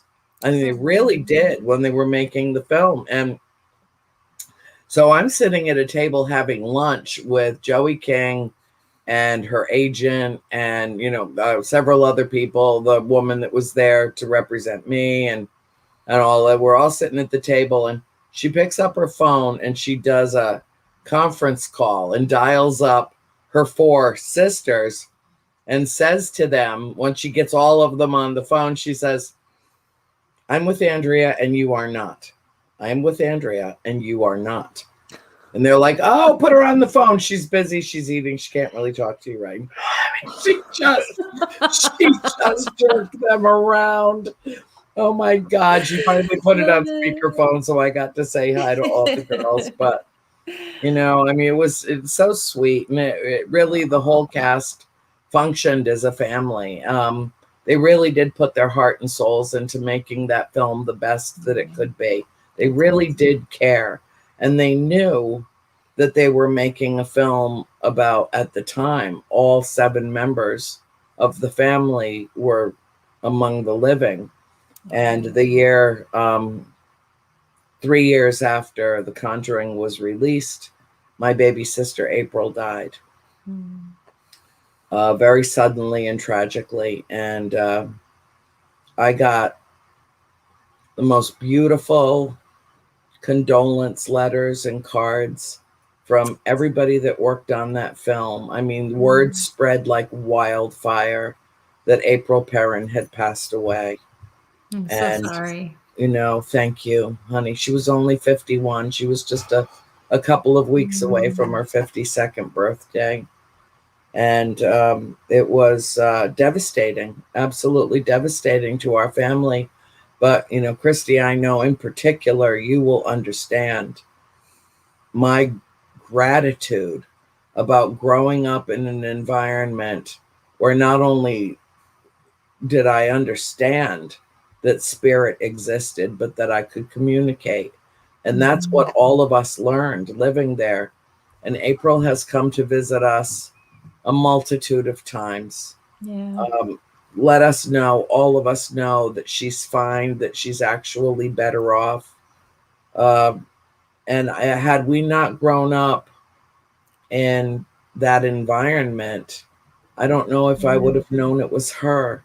And I would have had to live the rest of my life missing her terribly, instead of acknowledging every time she shows up out of nowhere. And I suddenly get this whiff of her old lady gardenia perfume, or I find a little penny from heaven, I mean, she's just right here. She's like this bright, beautiful, brilliant light. I'll show you a picture of her. She's like, let's get the dust off of Auntie April, okay? Oh, she's beautiful. Yeah, it's my girl. Yeah. She was 17 or 18. Went, no, I know you want to kiss her. You want to give her a kiss? There you go, honey. I know. Aww. She loves you too, sweetheart. So, yeah, she's with me all the time. I have a little urn of her ashes up on my desk, and her reading glasses, and things never really meant anything to me. I would always get really nice things and then end up giving them away to other people. They didn't mean anything to me. They were just things, it was people that meant so much to me and that connection. But after she passed away and we cleaned out her house and her storage unit, and I got her bedroom set and, some really meaningful keepsakes and trinkets of things that she had owned and had kept lifelong. I mean, she was a wicked hoarder. I mean, she never threw anything away, and hence the storage unit. I have to stop you for a second because before the show tonight, I was told two things. I had to wear a purple top. So I don't know if you guys can tell, this is a light purple. Yeah. And the second thing was when I was doing my hair, I had to put it up in a sloppy ponytail. As you're talking about, I was like, I'm not doing the sloppy ponytail. I will bring up these two things at some point in the show, but I'm not doing the sloppy ponytail as much as I would have loved to. It would have looked awful, and I have to at least try to present myself a little bit. Oh my life. April had long blondish hair. Did she put it up in the sloppy? Thank you. Because I was told I had to wear the purple, which I knew you like to wear purple anyways, but I knew this was different. So I don't know how that connects with your sister April, but I had to wear something purple. And actually the top they wanted me to wear that I did not wear is really just like a lighter tie-dye with like 3 shades of purple, like with a hoodie thing. Does that make sense? Because I can even go get it. I was like, no, I got to look a little nice. I'll wear my nicer purple shirt. But the one they wanted me to wear has a hoodie on it. And Mike's seen it. I've worn it on investigations and just out before. I wear it all the time. But I was like, no, that's not nice enough for online. I'm gonna, but the purple top and the sloppy ponytail, I was being pushed, and I was like, okay, I got to compromise here. So that was your sister coming to me before the show even started then. Yeah. Just so you know, I knew at some point I had to get that out. So yeah. Well, awesome. The only spirit in the house that ever self-identified, we think we might know who some of them were, but the only one that ever self-identified did so with her. And she was a 5-year-old child when we moved there. And he was a 5-year-old little boy when he died. And he told her, he was her playmate. And he told her that his name had been Oliver Richardson, that his name was Oliver Richardson. And that was well before we knew that the Arnold family did not build that farm. The Richardson family built that farm.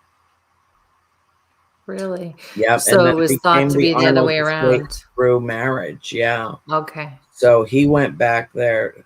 It's actually one of the very saddest stories because he was trapped there for whatever reason and had befriended April, and she had befriended him. And then she grew up, and then we moved away. And as sad and tragic and horrible as it is for us all to go on without that baby girl, I know now that Oliver, that they've somehow connected on the other side, and that I hope that she was able to help him transition away from there, because that little boy, she said he was always afraid of something, always afraid of something. And when he would emerge into the chimney closet upstairs to play with her, he would always look behind him like he was, like someone was following him or someone was pursuing him, and that he was terrified. And so he felt safe with her. And I hope now that she's there where he is, that she's been able to help him be extricated from that existence. We don't know why most spirit, most people move on after death and some don't. Okay. Sorry, you froze. I started to laugh because you both froze on me and then you came right back. So I was like, oh, here we go again. Okay. Yeah, that's I think of, forever. I don't think that's a question that will ever be totally answered for every. Go ahead, Mike. Sorry.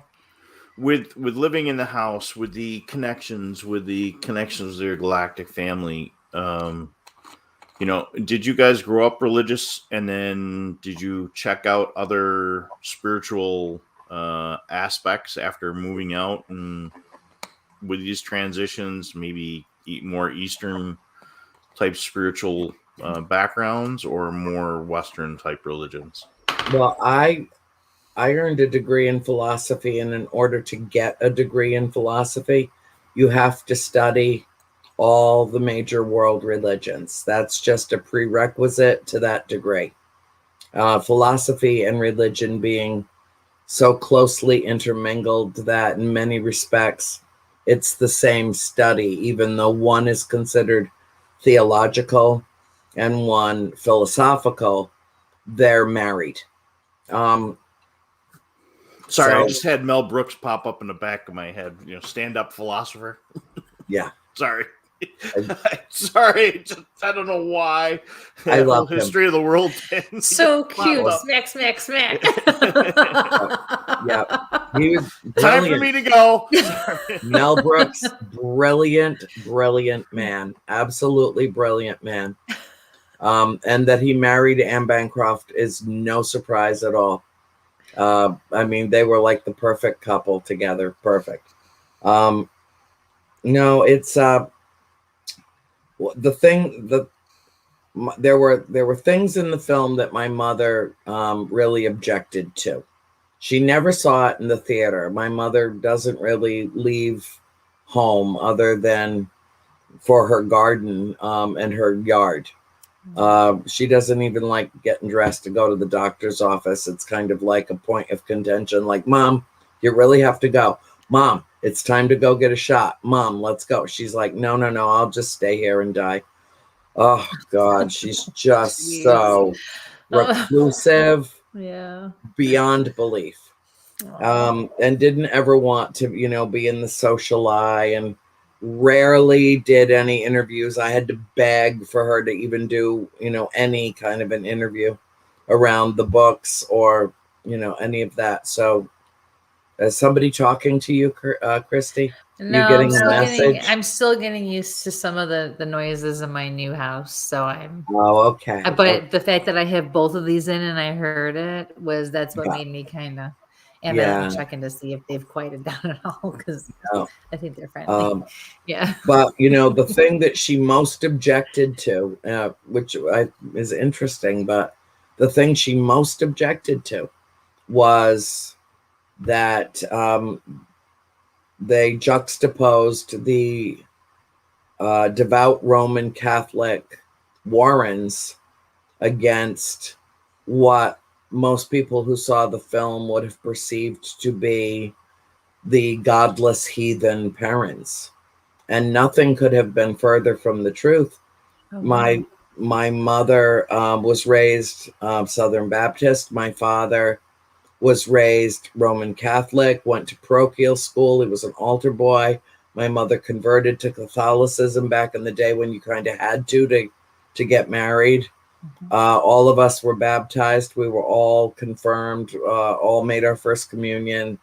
We were all a part of the church, and went to church on Sundays, filled a whole pew. There were so many of us at St. Aidan's Parish in Cumberland, Rhode Island. And then when we moved to Harrisville, went to St. Patrick's. And I think it was the second year. April was still very little. She was probably 6 or maybe had turned 7. And it was Easter of the second year that we lived there. So 1972.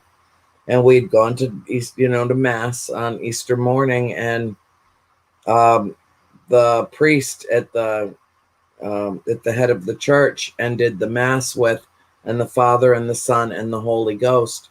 And April turned to my mother and said in her big girl outdoor voice, "See, Mom, God has ghosts just like we do." And every head in that church turned. And the priest followed our family out and approached my father and asked him to please take his family and worship elsewhere. Really? And my father's head blew off. My father had intended on serving in the Navy, which he did after he graduated from high school at Sacred Heart Academy, as Catholic as it gets, and do his tour of service, and then go back and go into the seminary and become a priest. And meeting my mother while he was in the service is what, skewed Changed all those that. plans. But, my father was a devotional Catholic, and to have a priest who was fear-based about losing his flock to the weirdo family that lived in the haunted house up on Round Top Road, it was just more than he could take. And that is when our family, that was the last day that our whole family was in church together, ever. I've been to church now and then, for a wedding or a funeral. Sure. I think any of my sisters could say the same. My mother never stepped foot in a church again, other than for the funeral of her sister. And I don't think my father has been back to a church since then. It's really sad, the weight of the words and the weight that, one, especially somebody's words like a priest carries, because that happened to me years ago as well, where I stayed away for a long time because of what a priest said when I went to him for help, of all things. Yeah. And I needed advice, and I was trying to do something good, and I was reprimanded and, berated. And I just was like, I'm done with this. Yeah. Over it. Yeah. Can't do it anymore. Will not do it anymore. Yeah. So my father had a falling out with the priest in Cumberland. Because, we would go to confession on Saturday afternoon, and then go to church on Sunday. And, which is all of that's kind of bizarre anyway. I consider myself a recovering Catholic. Ongoing in recovery. But Father Lawless, that was the priest at St. Aidan's Parish in Cumberland when we were living there, I had pneumonia. So I missed a week of school, and I had missed going to church the Sunday before. And I was a little kid. Right, I was, like 8, 9 years old. And I hadn't done anything wrong, and I needed to have something to confess at confession. And so I told the priest that I had missed church the week before because I was sick, and he exploded on me in the confessional, and exploded and said I was the kind of person that caused the Vietnam War. Well, I went flying out of that I was a bad person, and that I was the kind of person that caused the Vietnam War. And I was just a little child. And my dad was out in the car waiting for me to go to confession. And I went crying. Well, first of all, he gave me like 1,000 Hail Marys as penance, and I'm at the front altar on my knees with my rosary beads, sobbing uncontrollably, trying to do my penance. I mean, it's fucked up, okay? I mean, that just is just fucked up. Yeah. And I went out to the car, and I told my father what happened. My face was like, it was midwinter, and all my tears froze on my face, and I looked like this blotchy thing. And my father said, stay here. And he went back into that church, and he was gone for about 15 minutes. And I found out later, he opened the door to the confessional, reached in, took that man by his white collar, and pulled him out of that room, put him up against a wall. Today he would have been arrested for it. And said, if you ever talk to any of my children like what you just did to my daughter, if you ever talk to any of my children like that again, you will deal with me. and you will find your way to hell way faster than you would naturally. Oh my God, he lost it. Don't ever piss Roger Perrin off when it Go comes Roger. to taking care of his. I'm like Team Roger right now. I guess tonight is the night I'm telling stories I never told before to anybody. We have that effect on people. Yeah. You know, and Father Lawless came to our house a few days later and asked forgiveness and personally apologized to me. But we never went back to St. Aidan's after that. And then we moved to the farm and we figured, okay, fresh start. We'll go to St. Patrick's. And then we got booted out of there. So, you know, my father was just, he was totally over it. I mean, that was a horrendous thing to do to a little girl. Horrendous. Did that priest know about the farm and the history with that No. before you guys got there? So, no, it really wasn't. Oh, no, the priest in Harrisville? Yeah. I don't know if he did or not, honey. I really don't know if he had heard rumors or whatever, but he just didn't want. I know that was fear-based behavior. Right. You know, and he just didn't want our presence in that parish to have an adverse effect on his flock and how full the tithing plate got every Sunday. No, because really, you know, bottom line, that's what matters. Yeah, is money in money, any money organized religion. How much money can you give to the church to, you know, keep me in my black Mercedes sedan?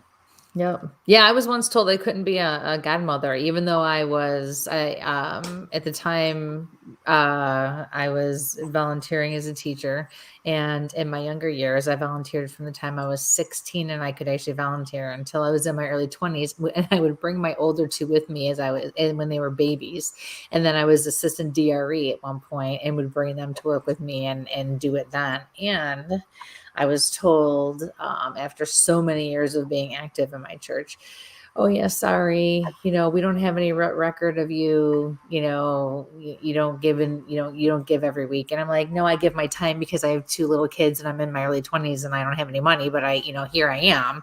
And that wasn't good enough. So that was a major turning point for me with the Catholic Church. When I went, oh yeah, are you kidding me?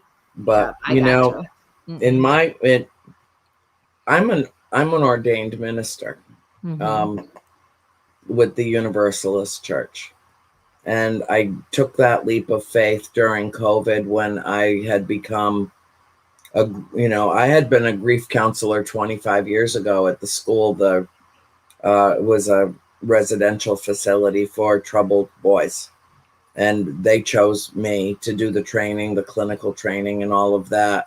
Of 300 employees, they chose me to be a grief counselor to the children that experienced trauma there. And I revisited all of that at the height of COVID when so many of my friends and followers were losing family members, loved ones, and reaching out to me to comfort them. Yeah. And, you know, there is no consoling inconsolable grief, but I did my best to help them through unbelievable losses.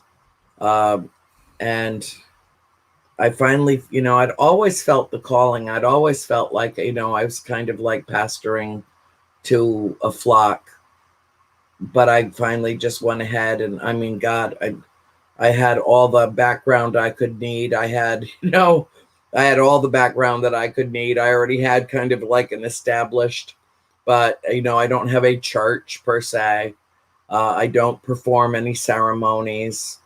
I just felt like I needed to do that spiritually for me. But I think that religion, organized religion, and I'm not trying to piss anybody off, but it really, in my mind, it's more like crowd control. And I think that there's a lot about what the I I was waiting for. I was almost going to say we interrupt this.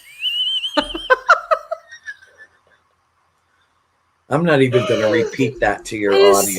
soon as I read that, Mike, I was like, oh my God. she's You gonna know, eat we're you for keeping lunch. you. You're a hoot. I am not even repeating that to your live viewing audience. You know, that's just, It's in the background. let them wonder what you put in our private chat. Yeah. But I think I don't think that there's any connection between religion and spirituality. Let me just, leave it at that. I know, Kristie, but I have no control over him, and it's not my day to watch him. I'm always stuck with him. I'm gonna go hang out in the woods where it's safe. You guys can deal with the ghosts in the house. I'll go deal with the elements in the woods. So That's right. Interestingly, my mother told us if we wanted to know God, to go to the woods. That's what she said to us. If you really want to know God, the essence of God, go into nature, go to the woods. So I guess maybe we're the pagan parents that, worship trees. I don't know. But, I do. I worship trees and egrets and hope that there's a special hell for people who make those things go away from our world. Yeah. I mean, I tell people all the time, go find some water, go find some woods, and just go sit there. Yep. You can't do it. Find some salt water. Yeah. Your neighborhood is generally one of the places I go to recharge. They're in the Grand Canyon for some weird reason. Yeah. So, were a couple of questions from a weird couple of questions. You mean people actually stayed with us? Oh my gosh! Yeah, we have. Yep. We still have good 20 people, at least on Facebook. That's not even on the podcast side. Yeah, like you said, we're live on 8 different locations right now, and then later tonight I'll upload everything to Spreaker, Spotify, iTunes, the whole shebang. I just lost it again. What's up with Kaz's? Is it Kaz's house? Cass's house. Yes, I do not know what's up with Cass's house, and I do not know what's up with Cass. I was up there in Michigan a couple of weeks ago, and I brought her on my. Oh, Jonathan asked. Oh my God. Cass. It's Cass, Cassandra. Okay. And I did, and I told her, I said, I have to do, I have a show, A World Awakening on Friday nights. Shameless plug. A World Awakening is on KGRA and YouTube and Facebook and like numerous other platforms. I use StreamYard too. Tony Rathman is my producer and my co-host, along with the Princess Peanut Buttercup. Aww. And I was at Cass's house up there to do Mid-Michigan Paracon. And so I had to do my show from her house. And I'm like, well, you're here. Let's talk about atheism, because she's an atheist. And we went to college together. She matriculated later. She's about 11 years older than me. And we've been friends forever. I always said, even atheism is a belief system. It's just a belief that there's no such thing as God, but it's still a belief system. And that human beings use belief systems in terms of, are you falling asleep? Am I boring you to death? I'm so sorry. So I had her on the show, and there's all these things buzzing around my head. There was like this vessel that just kept buzzing around my head. And then there was my sister April apparently manifested in her back pantry, and I didn't even see it on the screen. One of the viewers brought it to my attention. And then when Cass had her fill of the show, but not quite her fill of enough wine, she got up and excused herself. And my friend Jeff Turner, who's a former evangelical pastor, that was what the whole conversation was about that night.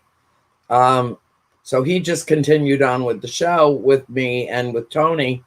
And Cass went into her room and she put on her pajamas, which were a pair of panties and a man's t-shirt. And then she came out to get another glass of wine. and walked right behind me. And I'm like, I see her like nakedness in the screen. I'm like, my ratings went right up. Just because you left the show doesn't mean I turned off the camera.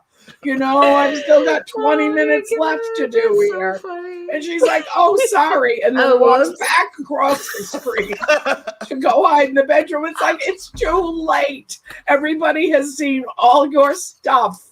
Okay? Oh, and it's permanently out there on the internet forever and ever. Oh, yeah, forever. That's not going away. There that's it is. Yeah. So that's what's up with Cass. And she's like, I don't give a shit. I'm 74. Who cares? Nobody cares. She's my girl. That's awesome. I know. Auntie Cass, she's not funny. So because she's an you're atheist. in Michigan quite a bit. Is there some sort of spiritual draw? Yeah. No, there's a huge paranormal community in Michigan. And who could blame these people? I mean, really, they live in the most frozen of frozen tundra.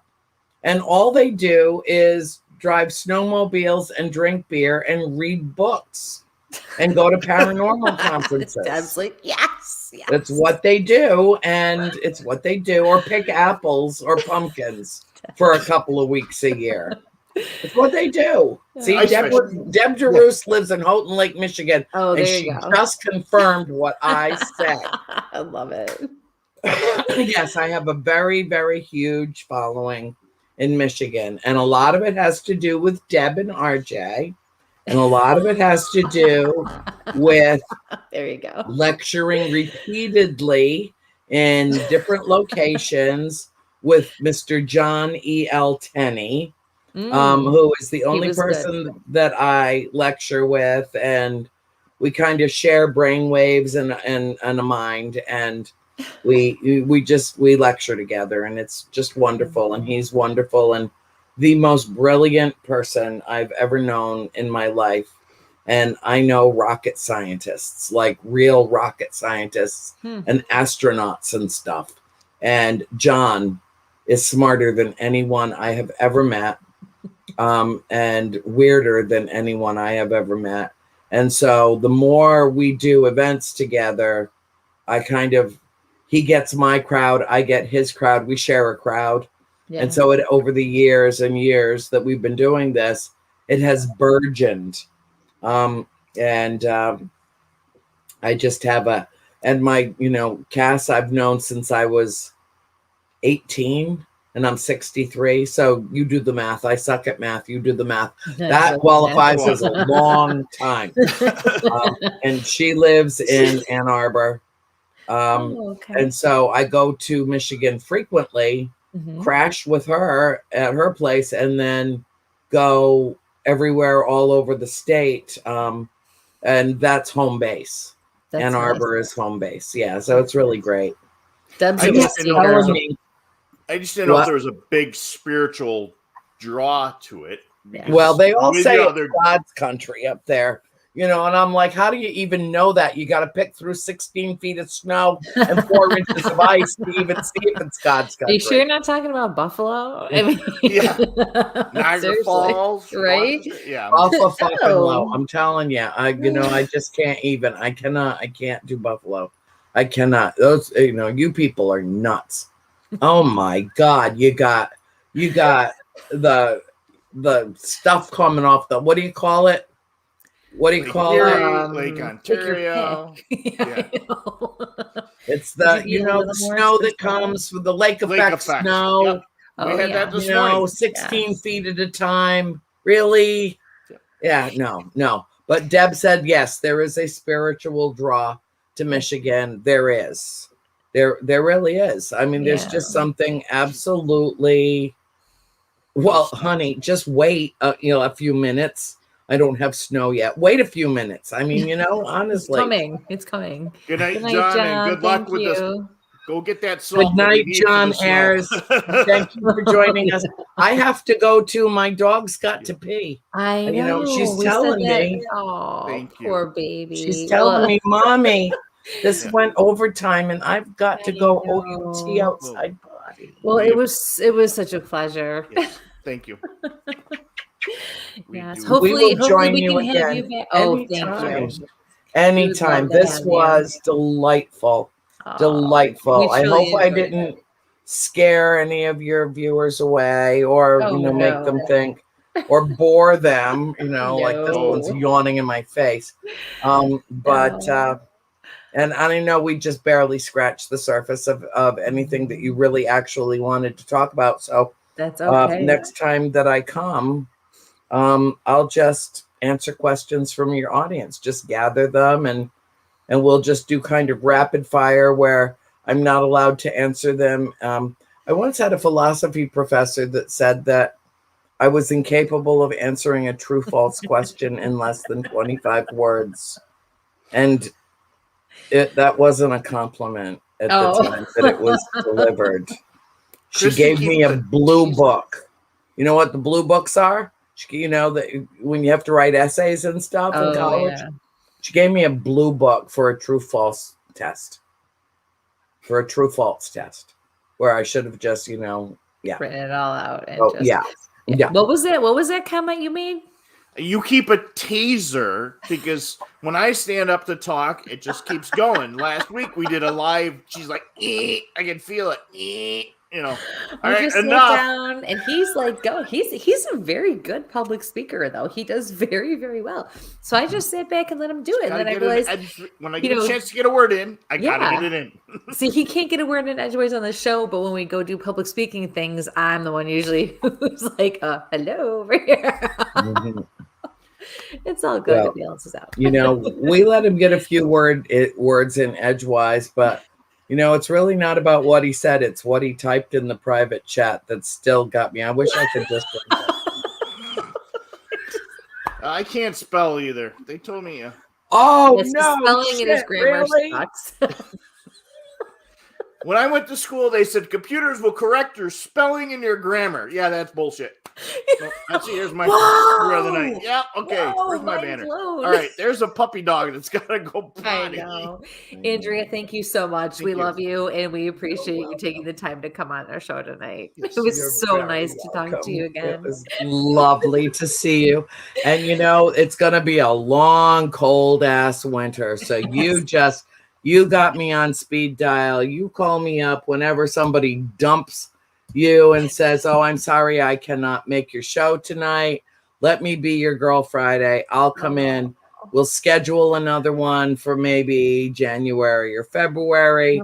Have a real good talk about the holidays.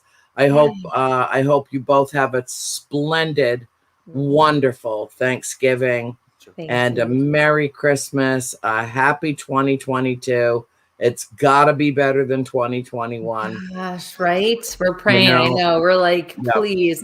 Yes, enjoy your downtime. Enjoy your family time. And please give your father our best, too. He's such a sweetie. Yes. Oh, my God. He is, except when he's tearing priests out of confessionals. Yeah, but that's just hot. And he was younger, so that was okay. No, he would do the exact same thing today. Nothing has changed. Trust me when I tell you. Nothing has changed. I got the teddy bear side when I met him last. So okay. Yeah. You were both absolutely delightful.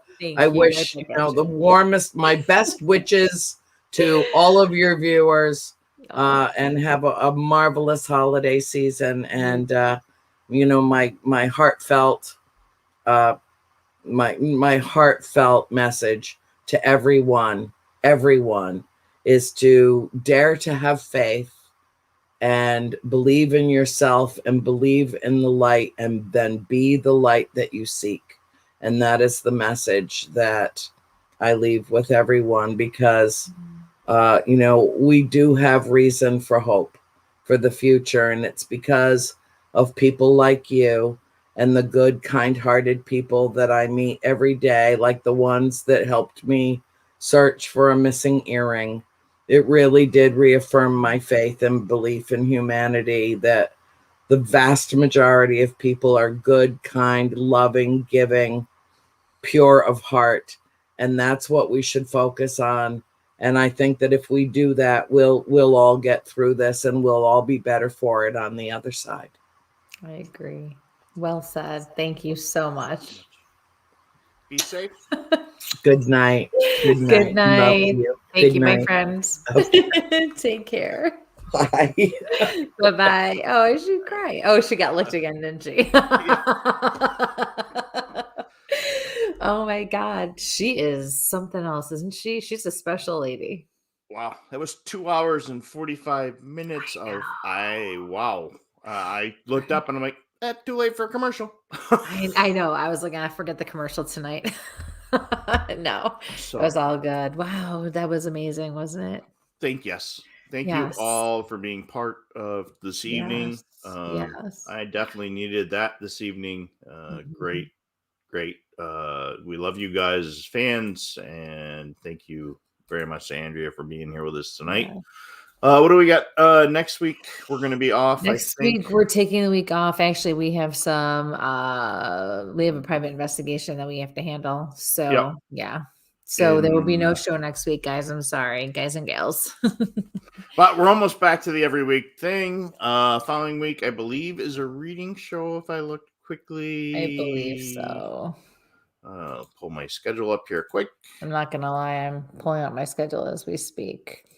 Spirit messages on the 7th, yes. Yes, spirits on the 7th, and then we got Bill on UFOs. Bill Kenkel. Say his last name. Say his last name. Say his last name. Yep. Like, come on. It'll be worse than trying to just say J's. It'll be Fred for Bill. So it'll be Don or something by the end of the night. Oh my God. Yeah, so we got some reading shows coming up. We've got you have some good guests coming up. Settled in. We got Mark Maskey coming on. We're really going to talk some spiritual stuff and some Bigfoot. Spiritual versus paranormal is really what we're going to focus on with him this time. Bigfoot is definitely in with that because it's all. Yeah, but he's doing a lot of other stuff. I mean, he's just an awesome guy. He really is. He really is. He's a co-host of Monsteropolis. And he wrote the Small Town Monsters book that I was in there that I showed you guys last week. So, and again, guys, if you're interested in joining us for the hair experiment with the Sasquatch pink hair experiment, where we're looking still for some samples, please reach out to me at BigfootHair2021@gmail.com. And I had to come up with something catchy that I wasn't going to forget too often. Well, you definitely got tactical Bigfoot research. Just takes forever to type in, and so that's okay. So I think that's good. That's it for now. So we, wishing you all a very happy and healthy and safe Thanksgiving. Yes. Enjoy your time with your family and your loved ones and make the best of it. I know things have changed a little bit again, but you know what? Just get out there and just spend time the best that you can in the safest way possible and just, make the memories and start living life. Be safe. And sample on. Good night, guys. Good night, everyone.